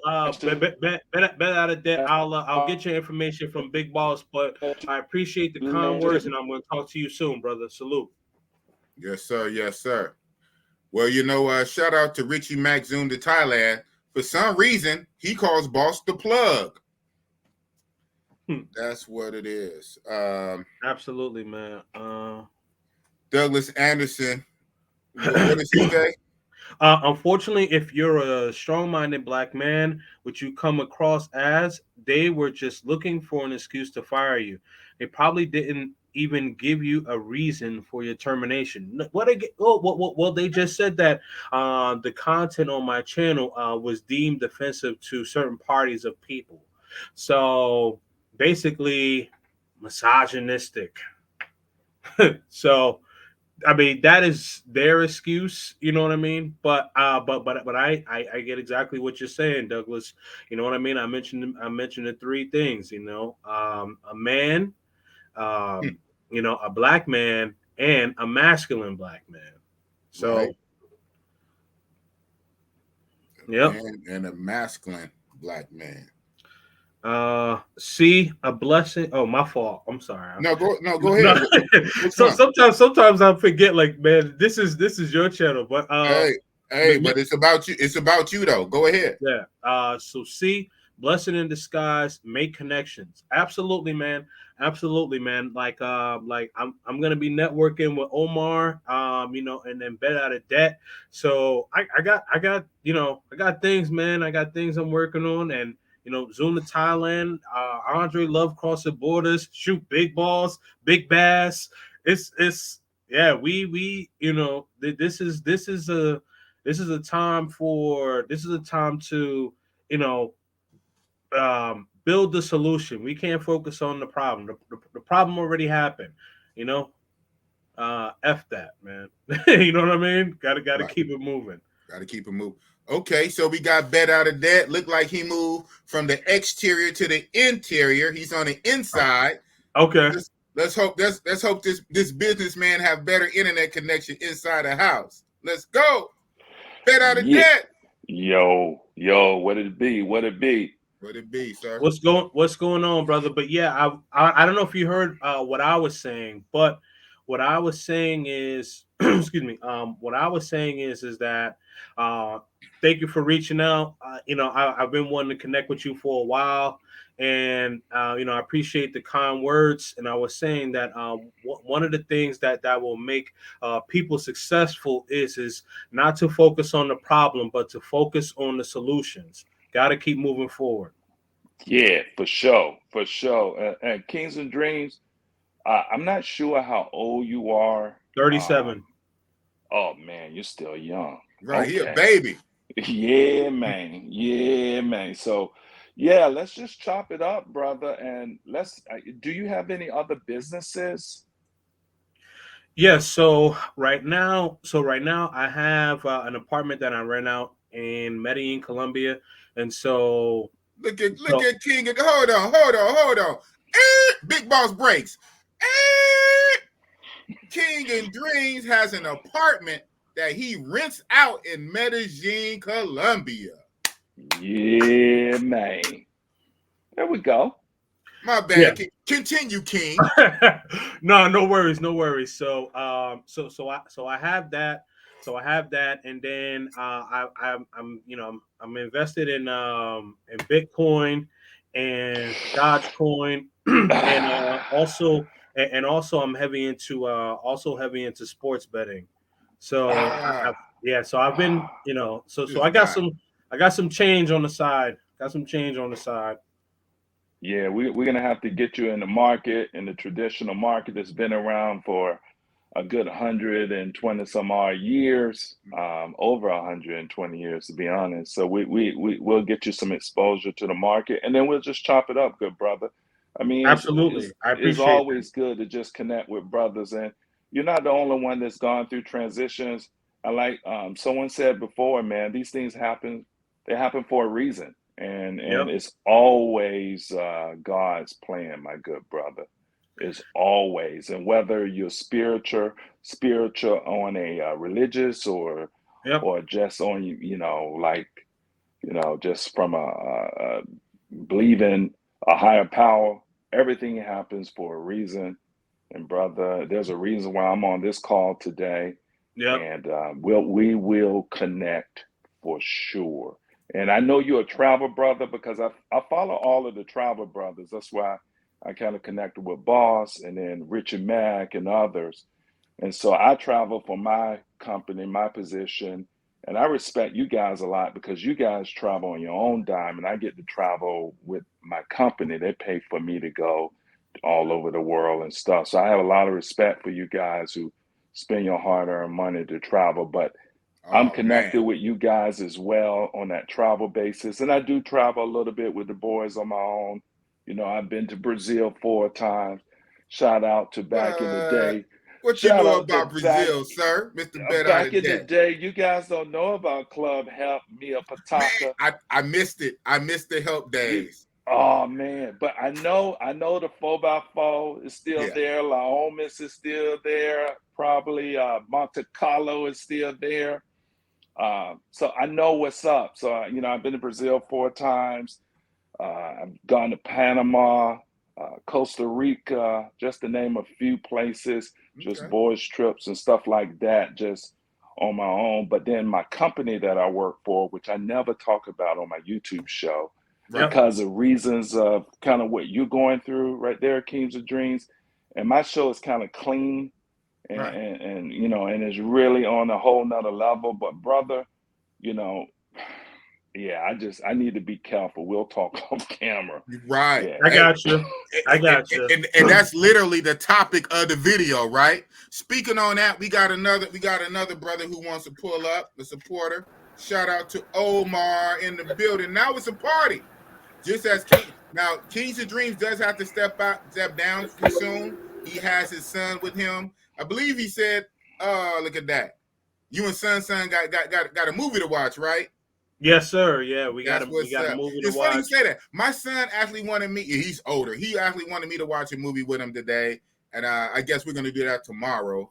But it's just interesting. My son wanted me to watch a movie with him earlier. I just didn't have the time. So yeah, we Yeah. got to make that time for family. Shout out to KS. Nobody lives forever, man. Mm-hmm. There's a thing of making money, $1,000,000, $1,000,000,000,000, time, family, peace of mind, your health. Okay? How many hours a week was you working? Now Uh, about you a young man, right? You're a young man. yeah. Shout out to Mr. Mister, Outside man. of Shout out to Mr. Mister. his breath still smell like Similac. Hey man, but we also in all your getting of understanding and getting money, get an understanding, man. We don't live forever either. We got to worry about our physical health and our weight. We got to worry about our mental health. Okay. We got to worry about our family. So it's more to life, bro. Absolutely. Absolutely, yeah. But to answer your question, I was doing so outside of YouTube, I was doing about 70 plus hours a week, and What? then Good yeah, gracious. yeah. So that's not yeah. So if you add YouTube and being a 100, dad, 100 I hours. yeah, I was about that about that. Do you did you get paid, in management at my company, we do not get paid overtime in management. Did you get paid overtime in management? No, because I was salary. Yeah, exactly. Yeah, So your salary. I was salary, but what they would do to supplement it is that they would do the first year they did quarterly bonuses, but then they started doing mid year bonuses. Okay. Yeah, we do yearly bonus. Mhm. Okay. Yeah, so that's how they make up for it. But still, that's a lot of hours. 70, Man, 70 golly, hours. that's crazy. But yeah, family first, That's my good brother. And so family get with your first. son and brother, we'll chop it up. Hit me at betoutofdad@gmail.com. And we'll chop it up, brother. And whatever I can do to support you, you can come on my channel, bet out of that. And then, we can chop it up. I want to Yep. chop it up for boss, cause boss, you be wilding on your channel, bro. I Hey, mean, man. you're one of the realest, and you're not afraid of like the king and dreams type situation. Well, you know what? In honesty, uh, I don't. I'm not on cut of that cloth. I'm not a six-figure guy. I'm not white collar. Um, so you know what I'm saying. The harder, the higher up you are, the harder you fall. So on one hand, at the end of the day, I'm a security officer. I'm an armed security officer. I work 2 security guard jobs. Um, so I don't have that level of high responsibility like he has either, though, too. Now, at Yeah. the same time, I'm still ball. So, what comes first, the chicken or the egg, right? That's kind of goes because I am a big boss persona. But yeah, man, it is what it is. Like, I don't know if you quite saw the video clip I started with of Dr. No. Jordan Peterson. Yeah, you came late. Yeah. Everything taken with a grain of salt within context, but I really rock with what he was saying. Before I go off, I end with that. But so right fast, we got Douglas Anderson. He said a good statement for our travel brothers. If you're working a 9 to 5 job or whatever and don't have your own business or great investment, you might want to start looking into these things. That things cause this can derail your life, right? It could derail your life. Tim Howard said, man, that movie, oh man, I gotta watch that new Doctor Strange movie. My father always remembered the time we spent together, such as watching movies, playing video games when I was younger. Shout out to my Yep. son who's in his 20s now, but when he was younger, and I was the weekend dad because this whole picking up your son on every other weekend, our main things, right, was just what the movies. Now maybe I should have did more sporting things with other stuff than Disneyland, but one time, economics, whatever, it was always easier to go to a movie show. So some of our fondest times when he was younger, pick him up and go to the movie, go to see the Marvel movies, go to see all the movies, get the big old thing of popcorn, And even now, I said he's grown, and he tells me about that now, and he's grown, right? Oh, So whatever you can good do, stuff. right? Whatever Good you can stuff. do. It's all about putting that family time in with your son. Yeah, And I that got being a I said, we got a gotta son let too. Kings off, man. We gotta let you off. Go ahead, Kings. At Go this ahead point, it's on, on man. you, Kings. At this point, it's on you. No, it's all good. It's all good, man. But that's interesting that you mentioned the movies, because I actually go to the movies with my son a lot, and my son plays football. So That's so I'm working on like showing him like some drills, because I play football, okay. growing up. And so I'm showing him some drills and showing him like different positions and stuff like that, of position that he wants to be in right now. Right now he likes being a pass rusher. Okay. So yeah, I'm trying to trying to show him a little bit of that.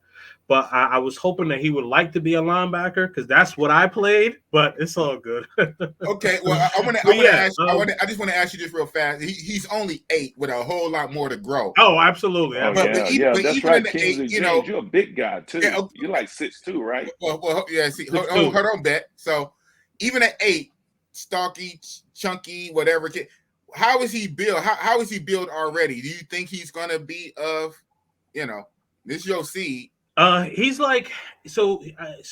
He. I'm trying to And remember. mind you, he's only 8 years old right Yeah. now. So yeah. So he's like he's gonna be like, I would say he's gonna be a hybrid of like a basketball football player type of build. Like he has you know he has. Well, I'm trying to think. Do you guys remember Jason Williams? Jason Williams, The the basketball pat, player the pass rusher for the from the Miami Dolphins. Dolphins, ball Yeah, head, light skin. yeah. Yeah, so Think so. he kind of has his build. Obviously, he's a kid, but you get Yeah, what I I mean. thought his name was So, Jason Taylor. yes, it is Jason Taylor. You're right. Oh yeah. Yeah. Sorry about that, Mhm. Jason Taylor. Yeah. So Jason Taylor can play. He looks Yeah, like he can dude, play okay. basketball or football. You know what I mean? So he's kind of Yeah. like in the middle. I remember him. Yeah, I just looked him up. Yeah. Yeah. Yep, absolutely. Yeah, I was trying to think of somebody active right now, but Right. I couldn't think of anybody active right now. But I just want to say, I just want to say before I drop off, Go big. yeah, I just want to say before I drop off, big up to everyone that came in here tonight. Big up to the supporters that did subscribe to my channel. Now I'm over 500 subscribers, so now I am officially. I have my official community tab, so be on the lookout for that when YouTube does finally open up that access to me. I think it takes about a week or something like that. Shout out to Bet Out of Debt. Appreciate the kind words of support of, Felicia Gordon, Omar,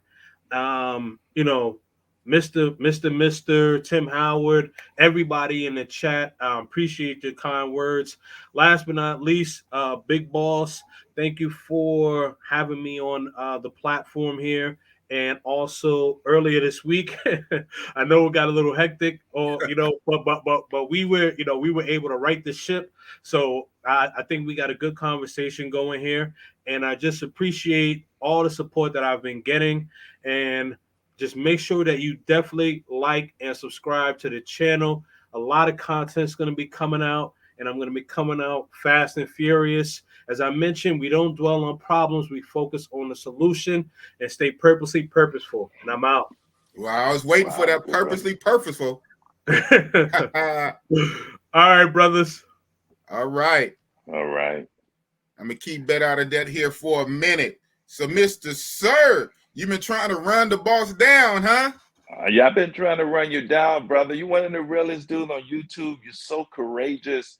The stuff that you put up is just like in my job, just going back to what we were talking about, all employees have to sign a code of conduct. So even if you're not a manager, there's a code of conduct that you sign.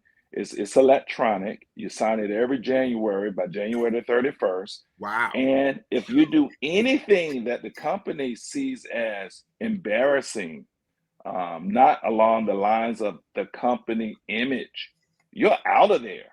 Whoa. So wait. So hold on. Big Boss breaks. So obviously it's at their determination. Absolutely. If they feel, you might not feel it. You might say, hey, it was only this and that. But if the company deems it on their perception, you out of there. Absolutely. Wow. Absolutely. Oh, and man. so with King of Dreams being in management, I'm sure he may have had to sign some sort of code of conduct policy. A lot of the tech companies, I'm in the aerospace industry. I'm an aerospace engineer. Okay, shout out to you. Yeah, thank you, brother. So I'm in that industry. And so, in the tech industry, we sign a code of conduct, or at least I should say the engineering industry, a lot of the companies out here in Seattle. So, man, so back to your point, though, is, You're very courageous, brother. The content you put up, the things you say, I mean, you just represent 1000%, just 10 times 100. So I just rock with you, boss. And I've been wanting to connect with you off camera. I want you to come over. I want to chop it up with you. And man, a good brother like you, I would love to have on my channel too. You know, I just did the interview with your theme song maker. Shout out Big Bass in the building. Big Bass, and he did my theme song for the Bet Out of Debt show as well. It was a great show. We did it last Sunday. But I like to have brothers on my channel that I respect, that are real. That's why I had the lead attorney. He blessed the show and came up and did his thing. That's why I had Richard Mack zoom to Thailand up. Man, I was nervous with him. His editing is so crazy that I wasn't nervous with the lead attorney. I'll tell you, Richard Mack, I was nervous because I respect his editing game so crazy that, yeah, man, I just got mad, crazy respect for his editing.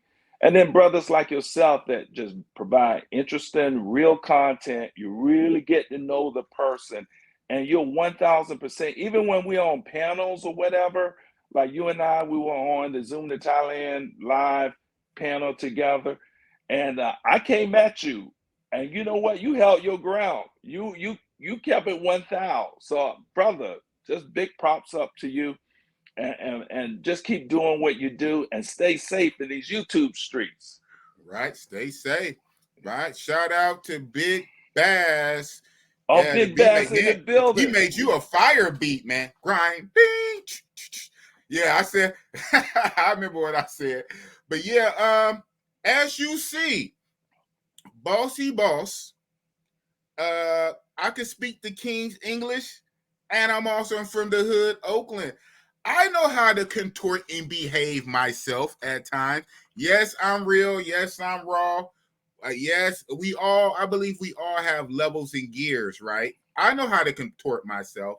But that being said, again, in the beginning, you didn't catch this, I apologize to King and Dreams and my viewers for what happened on his channel. And more so, the apology was because it was on his channel, not that I did, but because it was on his platform, on his algorithm, and not here on Big Boss Real Talk. Now, in transparency, Kings is off the air right now, but I told him, and transparency before, I did ask, it's his channel. I asked him not to bring nobody else up, only me and him. And I did have technical difficulties, which is weird. My internet went out like twice.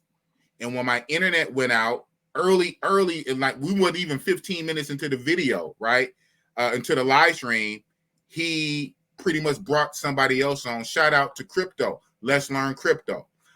Crypto wanted to add to the conversation because he had something similar happen to him. But even then, I still don't think it was behind social media, but he was talking about in his corporate jobs and other jobs, the challenges he had with losing some jobs. So Crypto came up to give some context, and Crypto got into it with a follower who was basically trolling. And in the beginning, I was actually the peacemaker, believe it or not. I was actually the peacemaker. I re-explained the comment that this guy left, and I was able to calm Crypto down to the point Carlos actually apologized to the guy because of me. He said, well, thank you, boss, for really explaining that to me. I took it a certain way. Crypto King apologized to the guy. And the guy shitted on his apology and kept going after Crypto. And so at that point, Kings brought the guy up. In hindsight, wasn't the best move, right? Yeah. You lit him up real quick. But it's interesting. It's crazy how things 1, 2, 3 kind of happen. Yeah. I asked Kings not to bring nobody up, only me and him. But my internet did mess up. And when my internet messed up, Kings brought up Crypto. Him and Crypto rocked out. Then I came back on. Then Crypto got into it with someone. I was the mediator in the beginning and got Crypto to apologize. The guy shitted on an apology. Kings brought him up on the panel. they kind of got into it again, Crypto Kings and this guy. And then I interjected, trying to be the referee, but ended up being the main fighter. My thing was, hold on. If you're going to come up here to address, right, you know, everything like to address sometimes, to even address, let's start on an even playing field. Show your face, bro. Cam up. Cam up. That was funny. If you have so much to say with your mouth, show your face. That was really in the beginning. That was my main thesis. Cam up and show your face. So he tried to be slick and tried to play it both. He technically cammed up, but he was in essence cammed down in the backyard, sitting away from the camera in the backyard under a tiki torch in the candlelight. Yeah. And so I called BS on that. And then that caused me and him. So it is derailed, but blah, blah, blah. You know, it wasn't a good look on King's channel, especially on this topic, being fired from a corporate job because social media, boss going big boss mode on King's channel. So I apologize to King. I apologize to my people. Yeah. If you would have done that on my channel, I would have had to take it down, because people at work actually follow me, and people actually at work follow some of my financial advice, because, you know, people at work know me. They know the properties I paid off. They know my businesses here. They know me. So I don't have any of that. I try to have, you know, no cursing and stuff up on my channel, but you know, people curse here and there, but I understand what you're saying, going on someone else's channel, people in their community that may know them and follow them, you know, you introducing something like that. But with that said, boss, you lit him up. Hey, and that's real talk. Classic. And that's real talk. Classic. Every time, and twice on Sunday. And but I'd say I apologize for doing that, and not no much for doing it, but just doing it on King's channel and not mine. Right. But again, so you're okay doing it on your channel, and you would have had the same response because you were being authentic. So you would have done that on your channel. Oh, right? Absolutely. Okay. I would have absolutely done it on my channel. It's just a shame. And then, so, you know, I was kind of caught in a trick bag, and I knew that Kings could pull it down, that, you know, hey, it is what it is. His channel or not, it happened, right? It happened. So now I just get off and I run away and tuck tail. I kind of got a reputation to uphold, right? So, hey, if this is what we're doing, I'm going to show you how to do it. If we going there, I would rather not go there. Yeah. But if we're going there, I am Big Boss at the end of the day. And you're from Oakland. From California. Say that. Whew. Say it twice. And like I say, the whole thing was, if you have so much to say and you want to come up to address it, right, as men, let's start on an even playing field. Let me see your face. I don't need to look into the whites of your eyes, but let me see your face. Let me see who I'm talking to. Don't try to throw rocks and hide your hand behind the shadows. And you have so much to say. That was my only contention. And he stayed in the dark. And a few times he'll walk into the light, talk some smack, and go back. And then go right back to the dark. And go right back to the dark. You're poking the bear, bro. You're poking the bear. You know, it is that, what it boss. is. Boss, you did enjoy that. Being from Oakland, you enjoyed that. Oh, I absolutely. Once we did it, I could tell you enjoyed that. But so he did take the video down. I believe he's going to edit that whole chunk out and put it back up.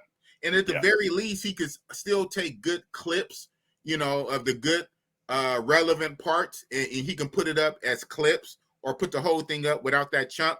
But you know me, on my channel, I'll put you that. Can keep it up. Yeah, it's a classic, man. Bro. That's a classic. If I get another channel, warning to other trolls. Now, nobody is bigger than the internet. You can't defeat all the trolls. You can't defeat the internet. But God damn it, I give as good as I take. You said you came in late. You missed this. So hold on one sec. I'm going to go ahead and run this clip that I played when I first came on. I'm going to be getting off in a little while. We can talk for, I don't know how long you got, but I'm going to go ahead and play this clip. And this sums me up perfectly, and a lot of guys. But shout out to Dr. Jordan Peterson. I'm gonna play this clip. This sums up Boss perfectly. This really touched me what he said. I'm gonna run it right now. You might say that someone who is incapable of cruelty is a higher moral being than someone who is capable of cruelty. And I would say, and this follows Jung as well, that that's incorrect, and it's dangerously incorrect, because if you are not capable of cruelty, you are absolutely a victim to anyone who is. And so part of the reason that people go watch anti-heroes and villains is because there's a part of them crying out for the incorporation of the monster within them, which is what gives them strength of character and self-respect, because it's impossible to respect yourself until you grow teeth. And if you grow teeth, then you realize that you're somewhat dangerous, or maybe somewhat seriously dangerous, and then you might be more willing to demand that you treat yourself with respect and other people do the same thing. And so that doesn't mean that being cruel is better than not being cruel. What it means is that being able to be cruel and then not being cruel is better than not being able to be cruel. Because in the first case, you're nothing but weak and naive. And in the second case, you're dangerous, but you have it under control. And, you know, a lot of martial arts concentrate on exactly that as part of their philosophy of training. It's like, we're not training you to fight. We're training you to be peaceful and awake and avoid fights. But if you happen to have to get in one, and I guess the philosophy also is that if you're competent at fighting, that actually decreases the probability that you're going to have to fight, because when someone pushes you, you'll be able to respond with confidence, and with any luck, and this is certainly the case with bullies, with any luck, a reasonable show of confidence, which is very much equivalent to a show of dominance, is going to be enough to make the bully back off. And so the strength that you develop in your monstrousness is actually the best guarantee of peace. Who do the hiring and the fire? That's the boss. It's something like that. You know, in that maybe a man is better when he's a dangerous man who's being good than he would be if he was just a good man who wasn't capable of being dangerous. And I believe that, because the best men that I've ever met are very dangerous men. You don't mess with them. So, and you know that as soon as you meet them. And that's real talk. Shout out to Dr. Peter Jordan. Okay? Do not get it twisted. Yeah, man. That's the code to live by. That's all. I think that's the code that all men should live by, right? Otherwise, you're going to be a victim. Otherwise, you're going to be food. Otherwise, you're going to be prey. You know, you have to. You just have. That's just masculinity talk, bro. So I feel you. I heard Big Bass in the background. Yeah, you do. Yeah. Oh man. Let me ask you a question. Yes, sir. Ask away. You know, I was watching you over in Thailand, admiring all of the fun you were having over there, having memories when I was over there for business. But I was in Bangkok, never been over to Pattaya.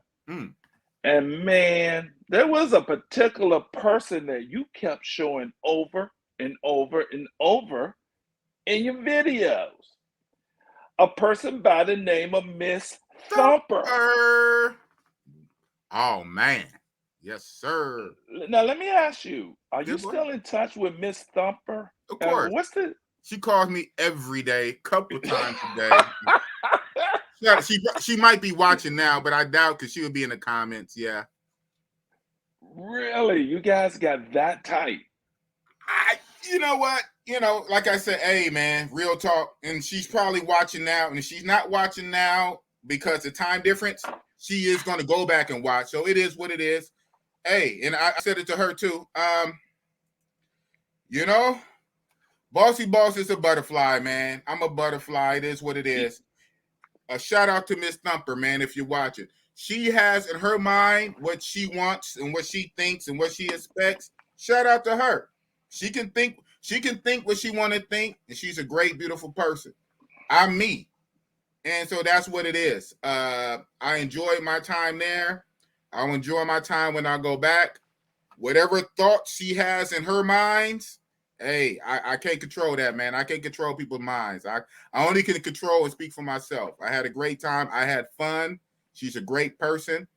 But she has some thoughts in her mind, and it is what it is, man. What do you mean by thoughts in her mind?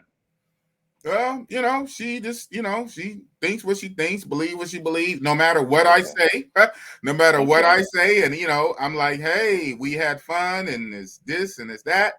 But, hey.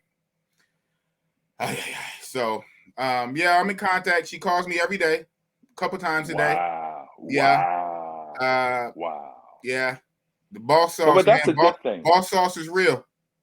Yeah, but that's a good thing. That's a good thing you got contact. Like when I went over to Thailand, I had a contact over there. And man, when they like you, bro. Yeah, right? I mean, what can I do? It is what it is what it is. As long as it's gonna be an understanding.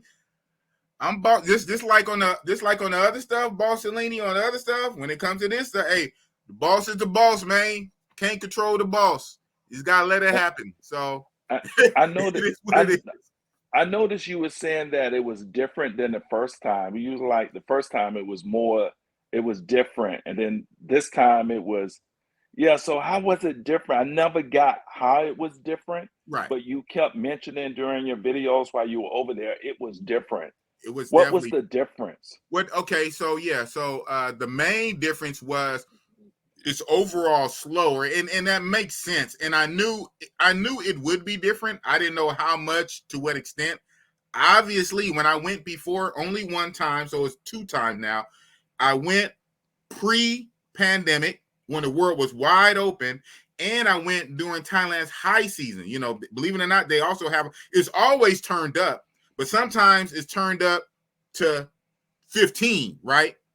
And so I went during the high season pre-pandemic. So here it is, the highest at a high season pre-pandemic, and going right after the pandemic, literally when they still had a few restrictions in place. So it's obviously going to be different. So the difference was it was slower. The difference was some of the places that were open are now closed. Some of those places are never coming back. They couldn't survive the downturn without the financial security of the tourists. They went through a real rough economic time, like a lot of people did, the economic downturn. Some of those places are not coming back. And when a lot of those businesses are not coming back, the ladies, what we go there for, a lot of the ladies, the young ladies, went back, to their home villages or where they're from, because the job's not there. Now, there were a few key places that opened up during the pandemic, but even the places that sprung up overnight that opened doesn't replace all the places that were gone, right? So you had whole businesses that went out of business during the pandemic. A lot of the foot traffic, a lot of the ladies that worked there, now they all went back to their own provinces. Just the hustle and bustle of a lot of tourists wasn't coming because of the restrictions and this and that. So this is why I said it was, it was more toned down. That being said, our key words, that being said, it was still lit than a lot of other places. I never seen nothing like that. When I went to Bangkok, I did not see that. When you did that, when you walked down Soi 6 with your camera, I think it's called Soi 6. Yes. When you walked down Soi 6 with your camera during the daytime, then you went back at night. I traveled the world. I've been to Bangkok. I've never been. I've never seen anything like that in my life. Ever. Boom. Ever. It blows your mind. And that's one street. That's slow. I don't understand how fast can be. That's one street, and it's one street that was still kind of early. I didn't go later when it was more lit. It got litter after that. I probably couldn't really walk through.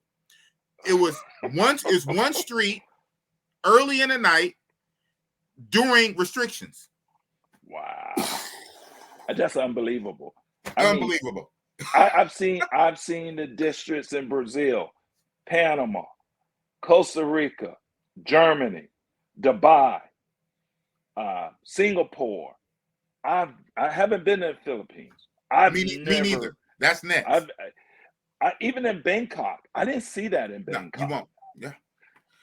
I said, what in the world is this? It blew my mind. I was like, this is unreal. And you were calling that slow? It's from last time.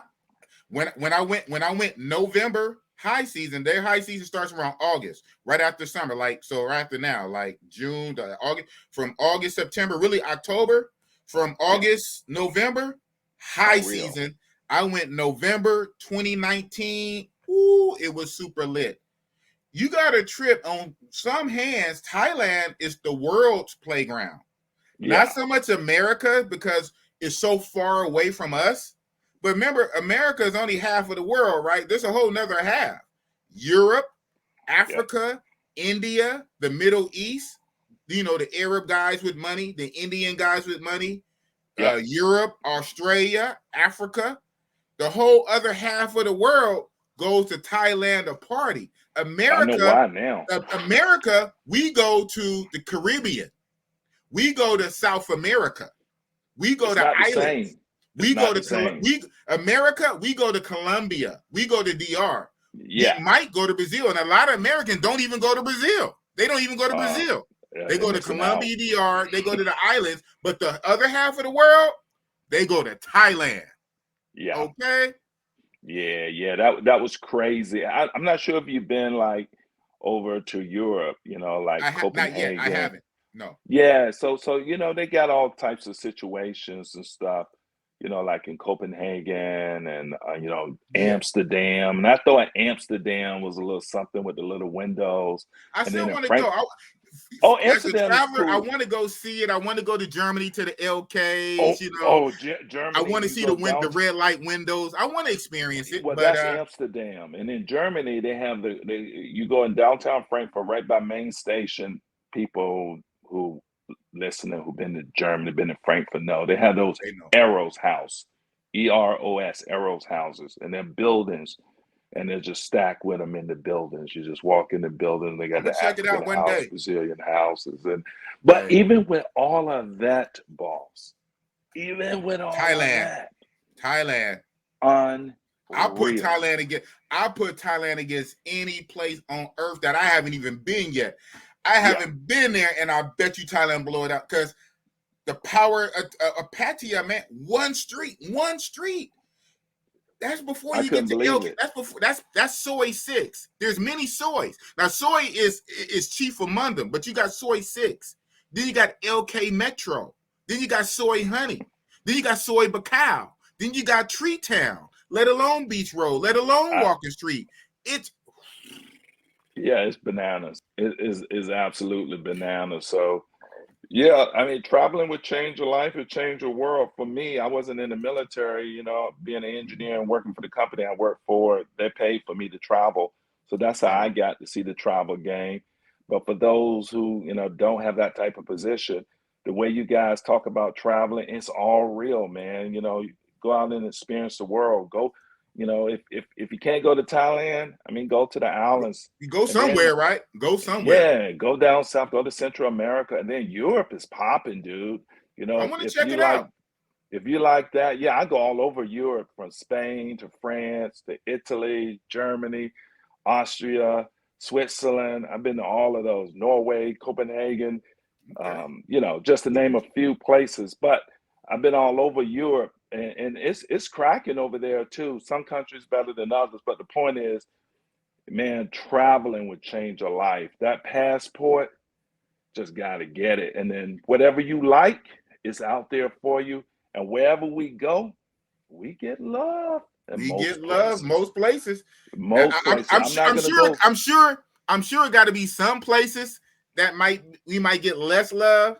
Yeah, and maybe do some research and don't go there. But for the most part, we get love, man. Love. Yeah. There's a few places where we get less love, and we talked about them before. And I'm not going to go here because every time I talk about those type of things, different people come back and have different experiences. So it really depends on the person. I know there are certain countries where I don't get as much love, but most countries, man, it's insanity. And then I like the, you know, the laws in other countries. Like you can drink in the street, you can buy bottles, you can even bring bottles to the club, like in Germany. Isn't that crazy as shit? It's just bring your own bottle in the club.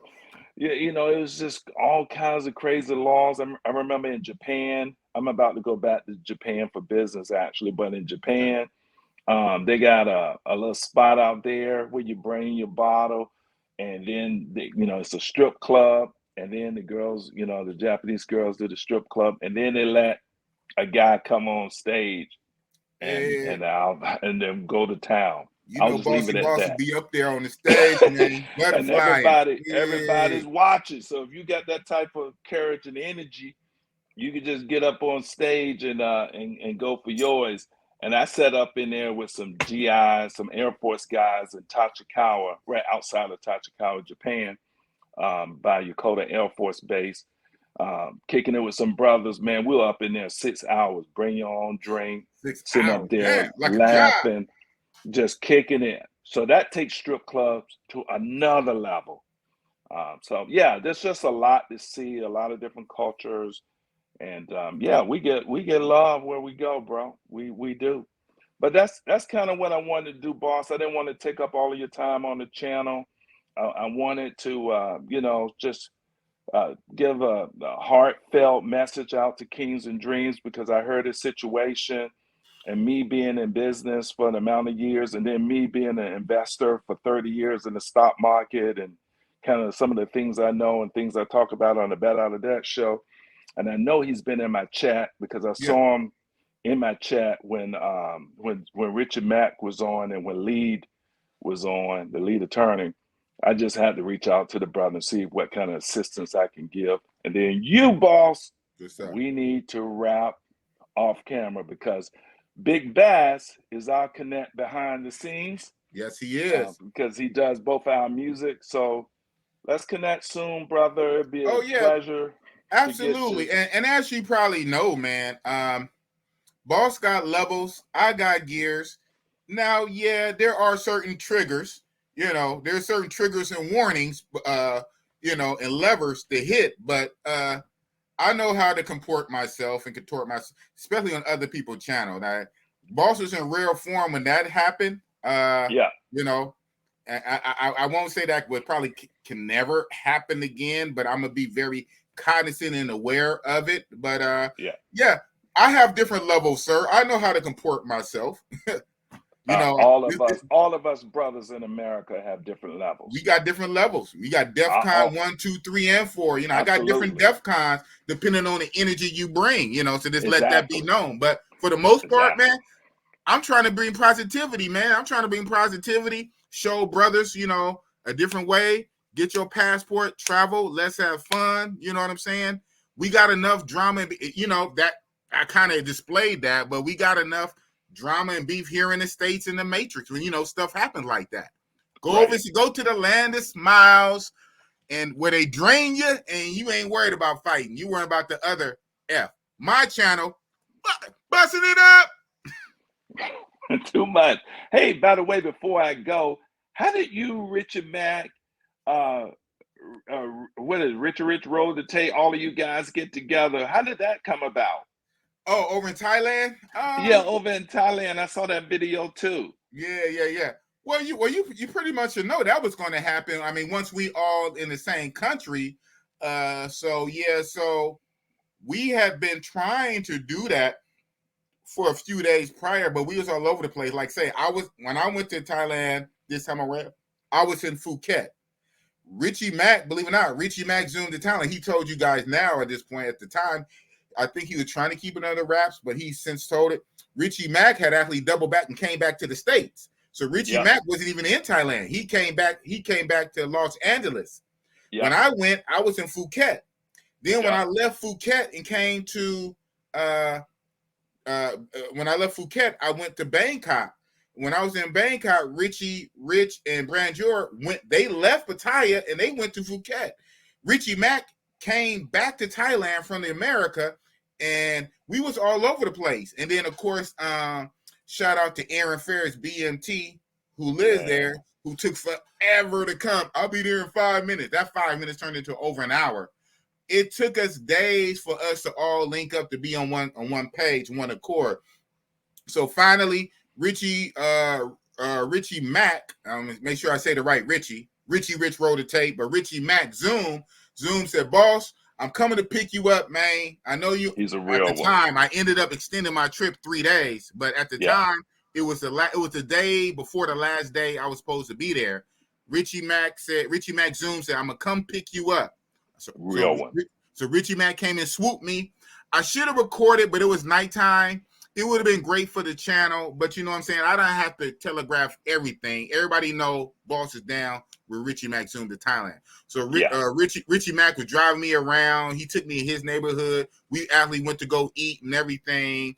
And then Rich wrote a tape, was like, well, since you hanging with Zoom, bring Zoom over here. So Rich wrote a tape, dropped the address, dropped this location. So Richie Mack, with me in tow, we drove over there to Richie Rich and Brand George. So at that point, we reached out to Aaron Ferris. I'll be there in 5 minutes. That Negro took an hour, and he didn't live that far. Matter of fact, I showed it in a video. That's Atlanta for you. He's from Atlanta, isn't he? Who?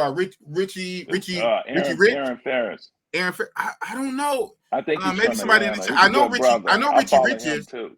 I know Richie Rich. Yeah, Richie Rich wrote the tape is from Atlanta. I didn't know Aaron Ferris from Atlanta. Yeah, and so Richie, Aaron Ferris BMT lives out there right now and living in these nice condos. You can actually see the condos off because they're big and giant. You can see the condos off in the distance from the villa that Brand George had rented out. And I even showed it. I don't know if you saw that part. I even showed it in the video. Yeah, I pointed way in the distance. That's where Aaron Ferris stayed, a few miles over there. That Negro took forever to come. But anyway, Aaron Ferris, BMT, finally showed up after over an hour, talking about 5 minutes, and we just made it happen. So it was just crazy. Everybody, all these YouTubers, everybody pulled their phone out. So I said, let me pull my phone out. Let me go live. But, my stuff is janky. So I just started walking. I said I had the floating cam. I was walking around showing the dirty kitchen. You know what I'm saying? So that was dope. Yeah, isn't Richard Matt Zoom to Thailand one of the realest, man? One of the realest, one of the coolest in the game. I mean, look, he's so real, man. He comes from Hollywood, right? He comes from Hollywood, but he is down to earth. He's very giving. He's very loyal. He tries to help out small YouTube content creators. And the guy is literally from Hollywood. So, shout out to Richie Mack Zoom to Thailand. I dropped him the link, but he's doing a live right now. With K Michelle. Shout out to K Michelle. And I think on Let's Talk TV. So you guys can run over there because I'm about to end this soon. But we definitely gonna hook up, man. Me Casa, Su Casa, your channel, my channel. Oh, I know how to comport myself, sir. Oh, no. I'm not even worried about that because I mean, all of us brothers got levels, right? And so I respect a brother who, who just 100. And I've been watching you for a while. So, brother, I know you're good. I know you're great. I'm not even worried about that. I appreciate you letting me come up. I know why you extended your trip in Thailand. You're not saying it, but I think Miss Thumper made you miss a flight. I think Miss Thumper made you miss a flight, boss. I can blame it. I can blame it on her. But it was some other reasons. But she really made the situation better. She really helped a lot. She really helped me out and got me through that. But it was some BS. It was some BS though. Actually, it was. And I don't want to say because. It might could be ramifications. We talking medical stuff or whatnot, and but bottom line, I was fine. I was okay, regardless of whatever test said, and I made sure I got home. So so I don't want some people can read between the lines, but I don't want to come out and directly say it and incriminate myself. Shout out to lead attorney. He always be like this. That's my dude. The lead attorney stops by my show like at least once a month, and the lead showed me so much love. That's who Richard Matt said he get his love from, like how the lead attorney showed him love, and also the lead attorney shows me a lot of love. Man, are you connected with the lead attorney? I am. I'm actually part of his Patreon. Okay. I've been on his panels a couple of times. He's aware of me, so shout out to the lead, man. Shout out to the lead. I know my persona and my platform, to certain other You know, it didn't help. Like I say, it didn't help with the display I did on the King's channel a couple days ago. Oh man, You Lee know, gets so ratchet on his channel. I know that, right? bothered So, him at but all. the Lee shout out, is yeah, off the yeah. chain. So, yeah, lead attorney, he's aware of me. I'm actually in his Patreon. I've been on his channel. I've been on his panels before. So, you know, it is what it is. Shout out to the lead.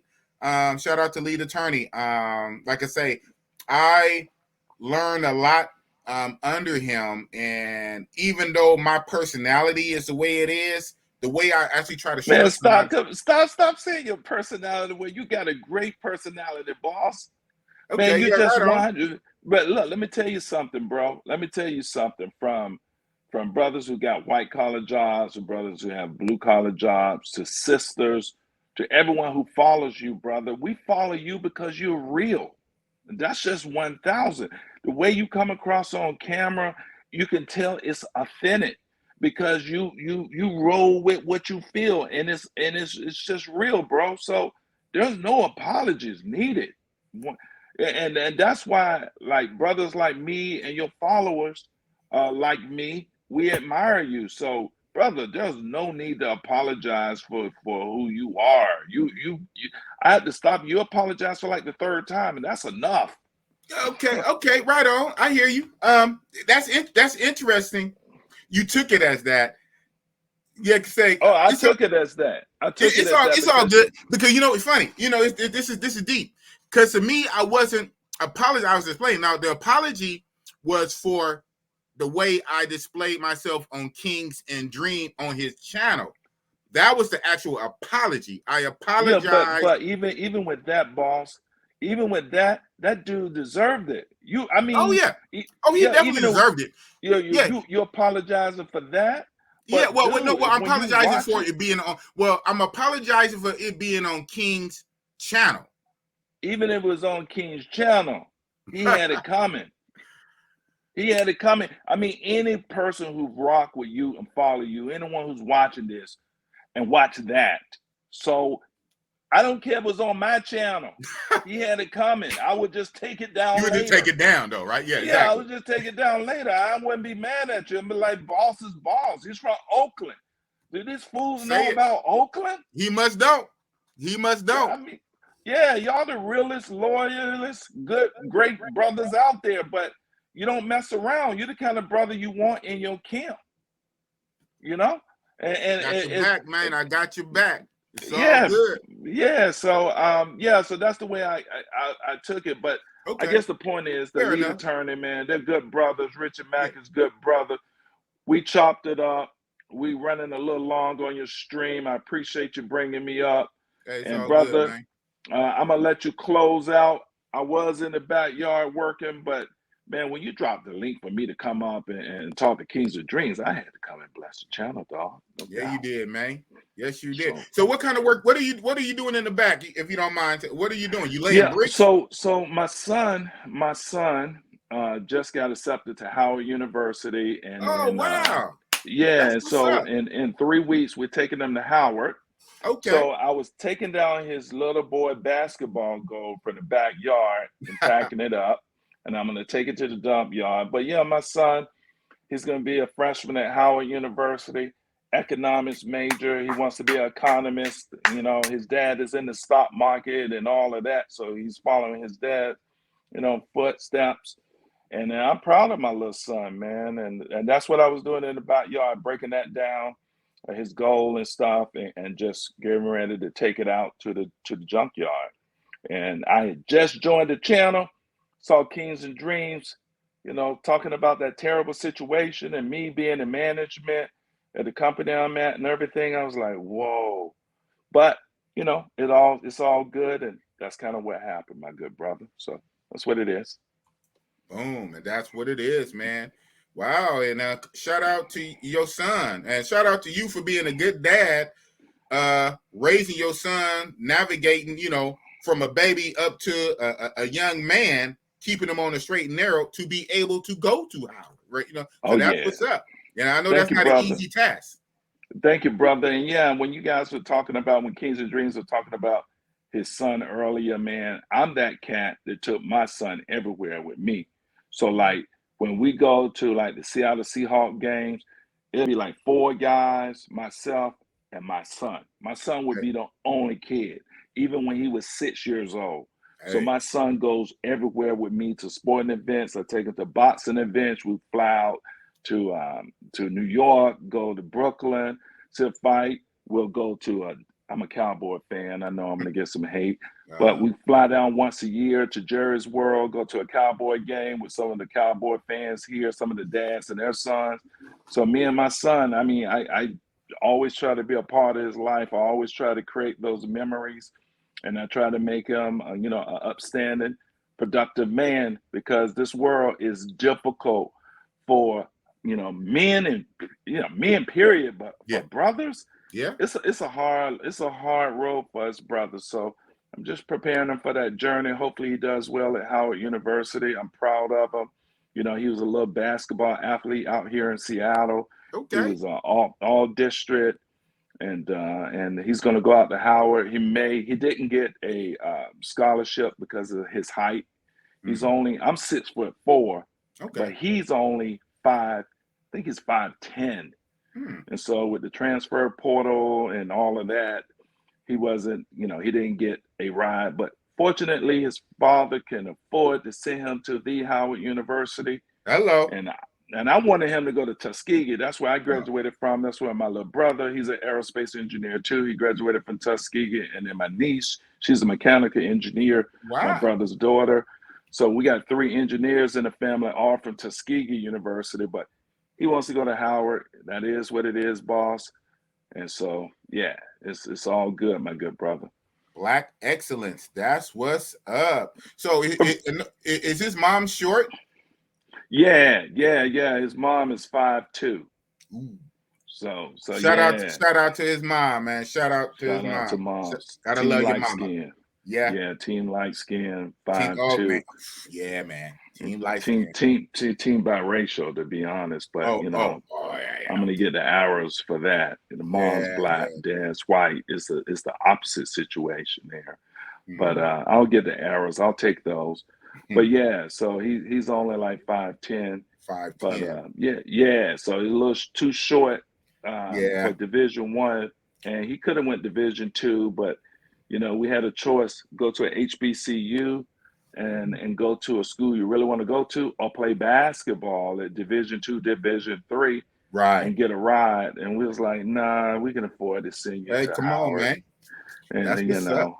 yeah. So let's rock with Howard, baby. Let's do that. And Let's do it. so he's doing that. So yeah, bro. But it's been a pleasure being on your show, boss. I really appreciate you bringing me up. Man, come on over to the Bet Out of Debt show. It's all good, boss. man. Yeah, boss, I got to get my financial in order. So who better? Like it's what I say. Everything happens for a reason. So yeah, well, let's talk some stocks and let's talk some options. Well, let's just talk stocks right now. okay. And then, you know, because I'm a travel brother, I always have different travel guys. And then, you know, I have some of my boys on the show, like yourself, in the future. But then I got some celebrity friends, John Marshall Jones, name one, and a couple other brothers. I had a brother from like American Idol on, and then lead attorney and others. But yeah, brother, I would love to have good brothers that I respect come on and just bless our children. We have a lot of younger followers, like 18-year-old, 20-year-olds, and some 30-year-old. I call 30-year-old young in their career, right? Yeah. And so I like brothers like yourself that's real 100% to come on and we just bet on yourself episodes where you just chop it up. We can even talk about, you know, the security game. We could talk about the travel game. We could talk about whatever, but people I respect and people that are real, I like to have on my channel. That's why when the lead attorney was on the channel, we talked about what it took to be an attorney in America. So the whole show was about the lead attorney talking about being an attorney. I'm not sure if you saw that show. I did. But man, have you seen it? No, I'm gonna go back now. Dude, you should hear what lead attorney says about trying to be an attorney in America. If any kid wants to be an attorney, You need to hear what the lead attorney had to say about being an attorney at the University of Georgia and what it took to get his degree and become a lawyer. He broke Right. it down to a science. So yeah, so that's what I do. And then I had another cat that was on, a real respectable young guy. He is a plumber, and he was talking about, out here in Seattle, how he makes over 200 grand a year, which he didn't say 200, but that's what he makes Yeah, off camera. right? Okay. Yeah, I know, because I know his father. Me and his father been to Brazil 4 times together. But he came on and talked about how you can make good money in the trade. So you do not Yeah. necessarily have to go and have a college degree. These trades are out there for those who may not want to study math and want to go to college or cannot afford to go to college. So I have people like that. The whole show is about betting out of debt. Bet is a financial term for invest. It's a metaphor for investing. So it's invest out of debt. So I'm one of those cats that believe in keeping your debt ratio low. So no matter how much money I make, I'm not spending but so much. I'm investing a certain amount. I pay off things. So I pay off my house. I pay off my investment property. I like to keep my debt structure low. So so I try to bring people on that's in the bet on yourself series, or betting out of debt, if you will. So I hope that makes sense. It makes perfect sense. Perfect sense. A good brother like yourself, if you got something, which I know you do, to contribute about, how travel changed your life, or even about the security industry, brother, I would do a show on that for our babies that follow us, and they can get some game, because I know for a fact that some of the younger kids in Seattle that I'm connected with, there's a coffee house owned by a Black couple. It's called Black Coffee Northwest. They do a lot of community activity, and my family is connected with those guys. And some Okay. of those guys follow my channel, the Bet Out of Debt Show. And again, they personally know me, and they personally know my family, so they know, hey, this guy's 100%. This guy actually paid off his house. This guy actually do what he does. This guy actually owns an e-bike shop in Lake Forest Park that's pretty successful. So they know me, they know the businesses. So the point is if you got something for these babies to share, come on the channel and share with these babies, man. Yes, sir. Yes, sir.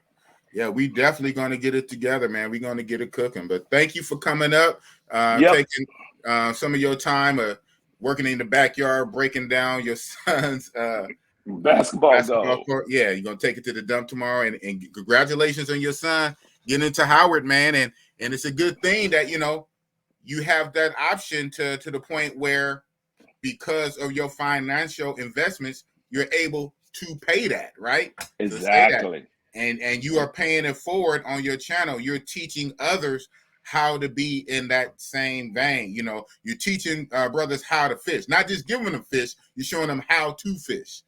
That's what's up, man. But I'm gonna let you go. We definitely gonna get together soon. Thanks for coming up. You have a good evening, sir. All right, take care. Yes, sir. Bet out of debt in the building. Yes, sir. Yes, sir. Citizen Edge, what up, though? Exactly. Shout out to Citizen Edge, another YouTuber, excellent YouTuber. Make sure you go to his channel and subscribe. He talks about gun rights. He talks about personal safety, protection, security, a lot of social issues. So make sure you subscribe to Citizen Edge, who is also, I always say it when he pulls up, because it's true, he's also boss's boss on one of my jobs. You know what I'm saying? Boss wears a lot of hats. I have more than one job. On one of my jobs, this guy is literally actually one of my managers. He's actually my boss. So boss got a boss in the Citizen Edge, and boss keeps it real. That's what it is. You see that. It's been flashing across the screen. Look, get me a little bald head emoji, huh? Man, it kind of look like me. Wow. That's crazy. But yeah, thank you, Tim Howard 5, one of the best moderators. Tim Howard 5, Felicia Jordan, my other moderators. Love Entertainment, LJ 2014, Ed 3, JJ, HD chilling. Thank you everybody for coming out. Again, yeah, we've been rocked out for 2.5 hours. Shout out to Kings and Dreams. Yeah. Okay. Yeah. Shout out to everybody who come out.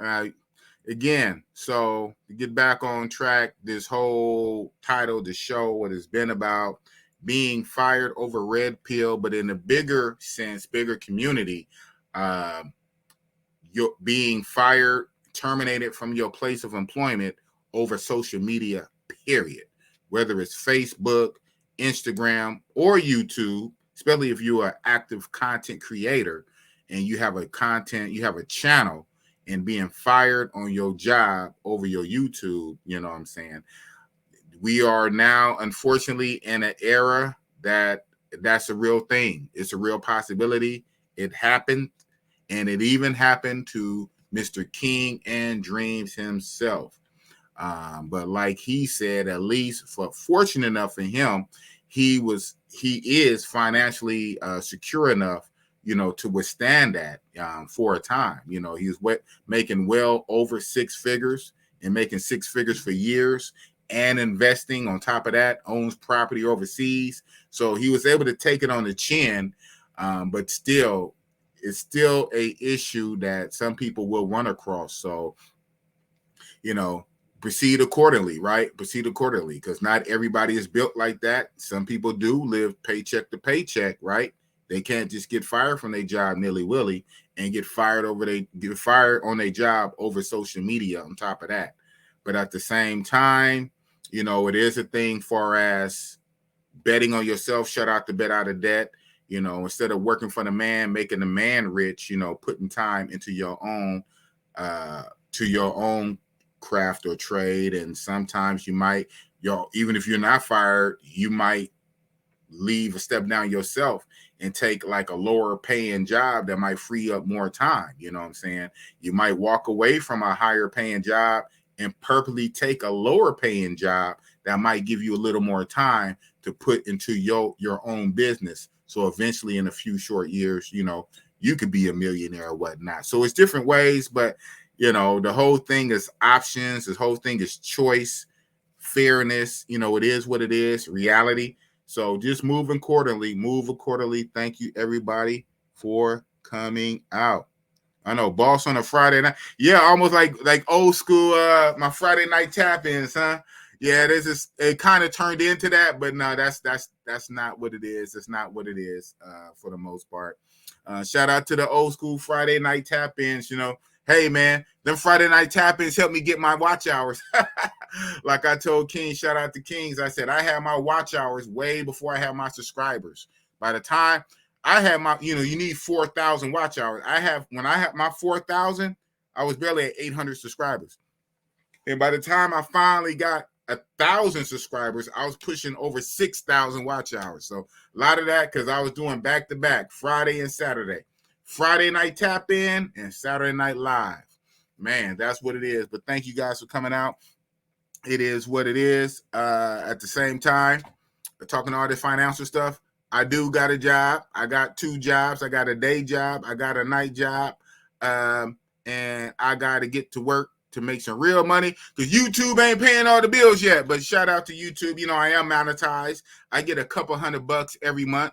Sometimes a lot of hundreds, sometimes a little bit of hundreds, but I get a couple $100 every month. So, that's gas money, coffee money or whatever, what I'm saying. But eventually, who knows, over time, hopefully I can grow it, but it is what it is. I do this for the love of it. I do this to give back.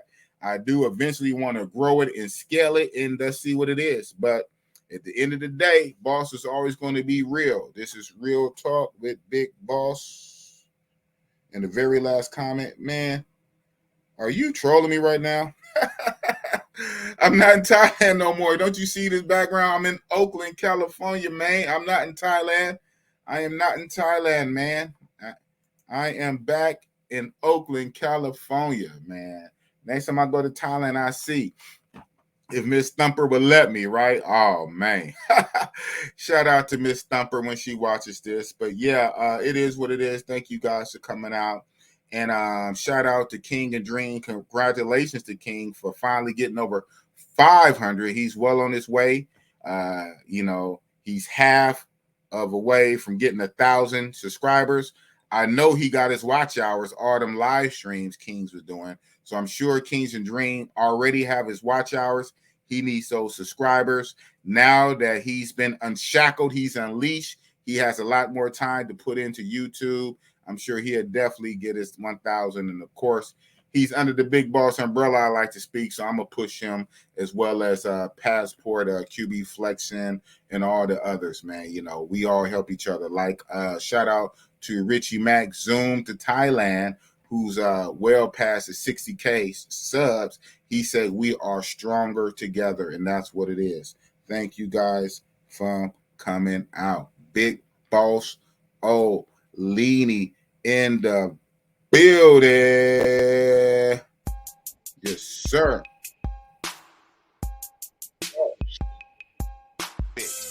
Friday night, right? Big boss, and you know it's real talk. Real talk. Big boss, big boss, and you know it's real talk. Real talk. Big boss, big boss, and you know it's real talk. Real talk. Big boss, big boss, and you know it's real talk. Real talk. Man. Bay Area, like that. To the people that Big Boss is back. Big boss.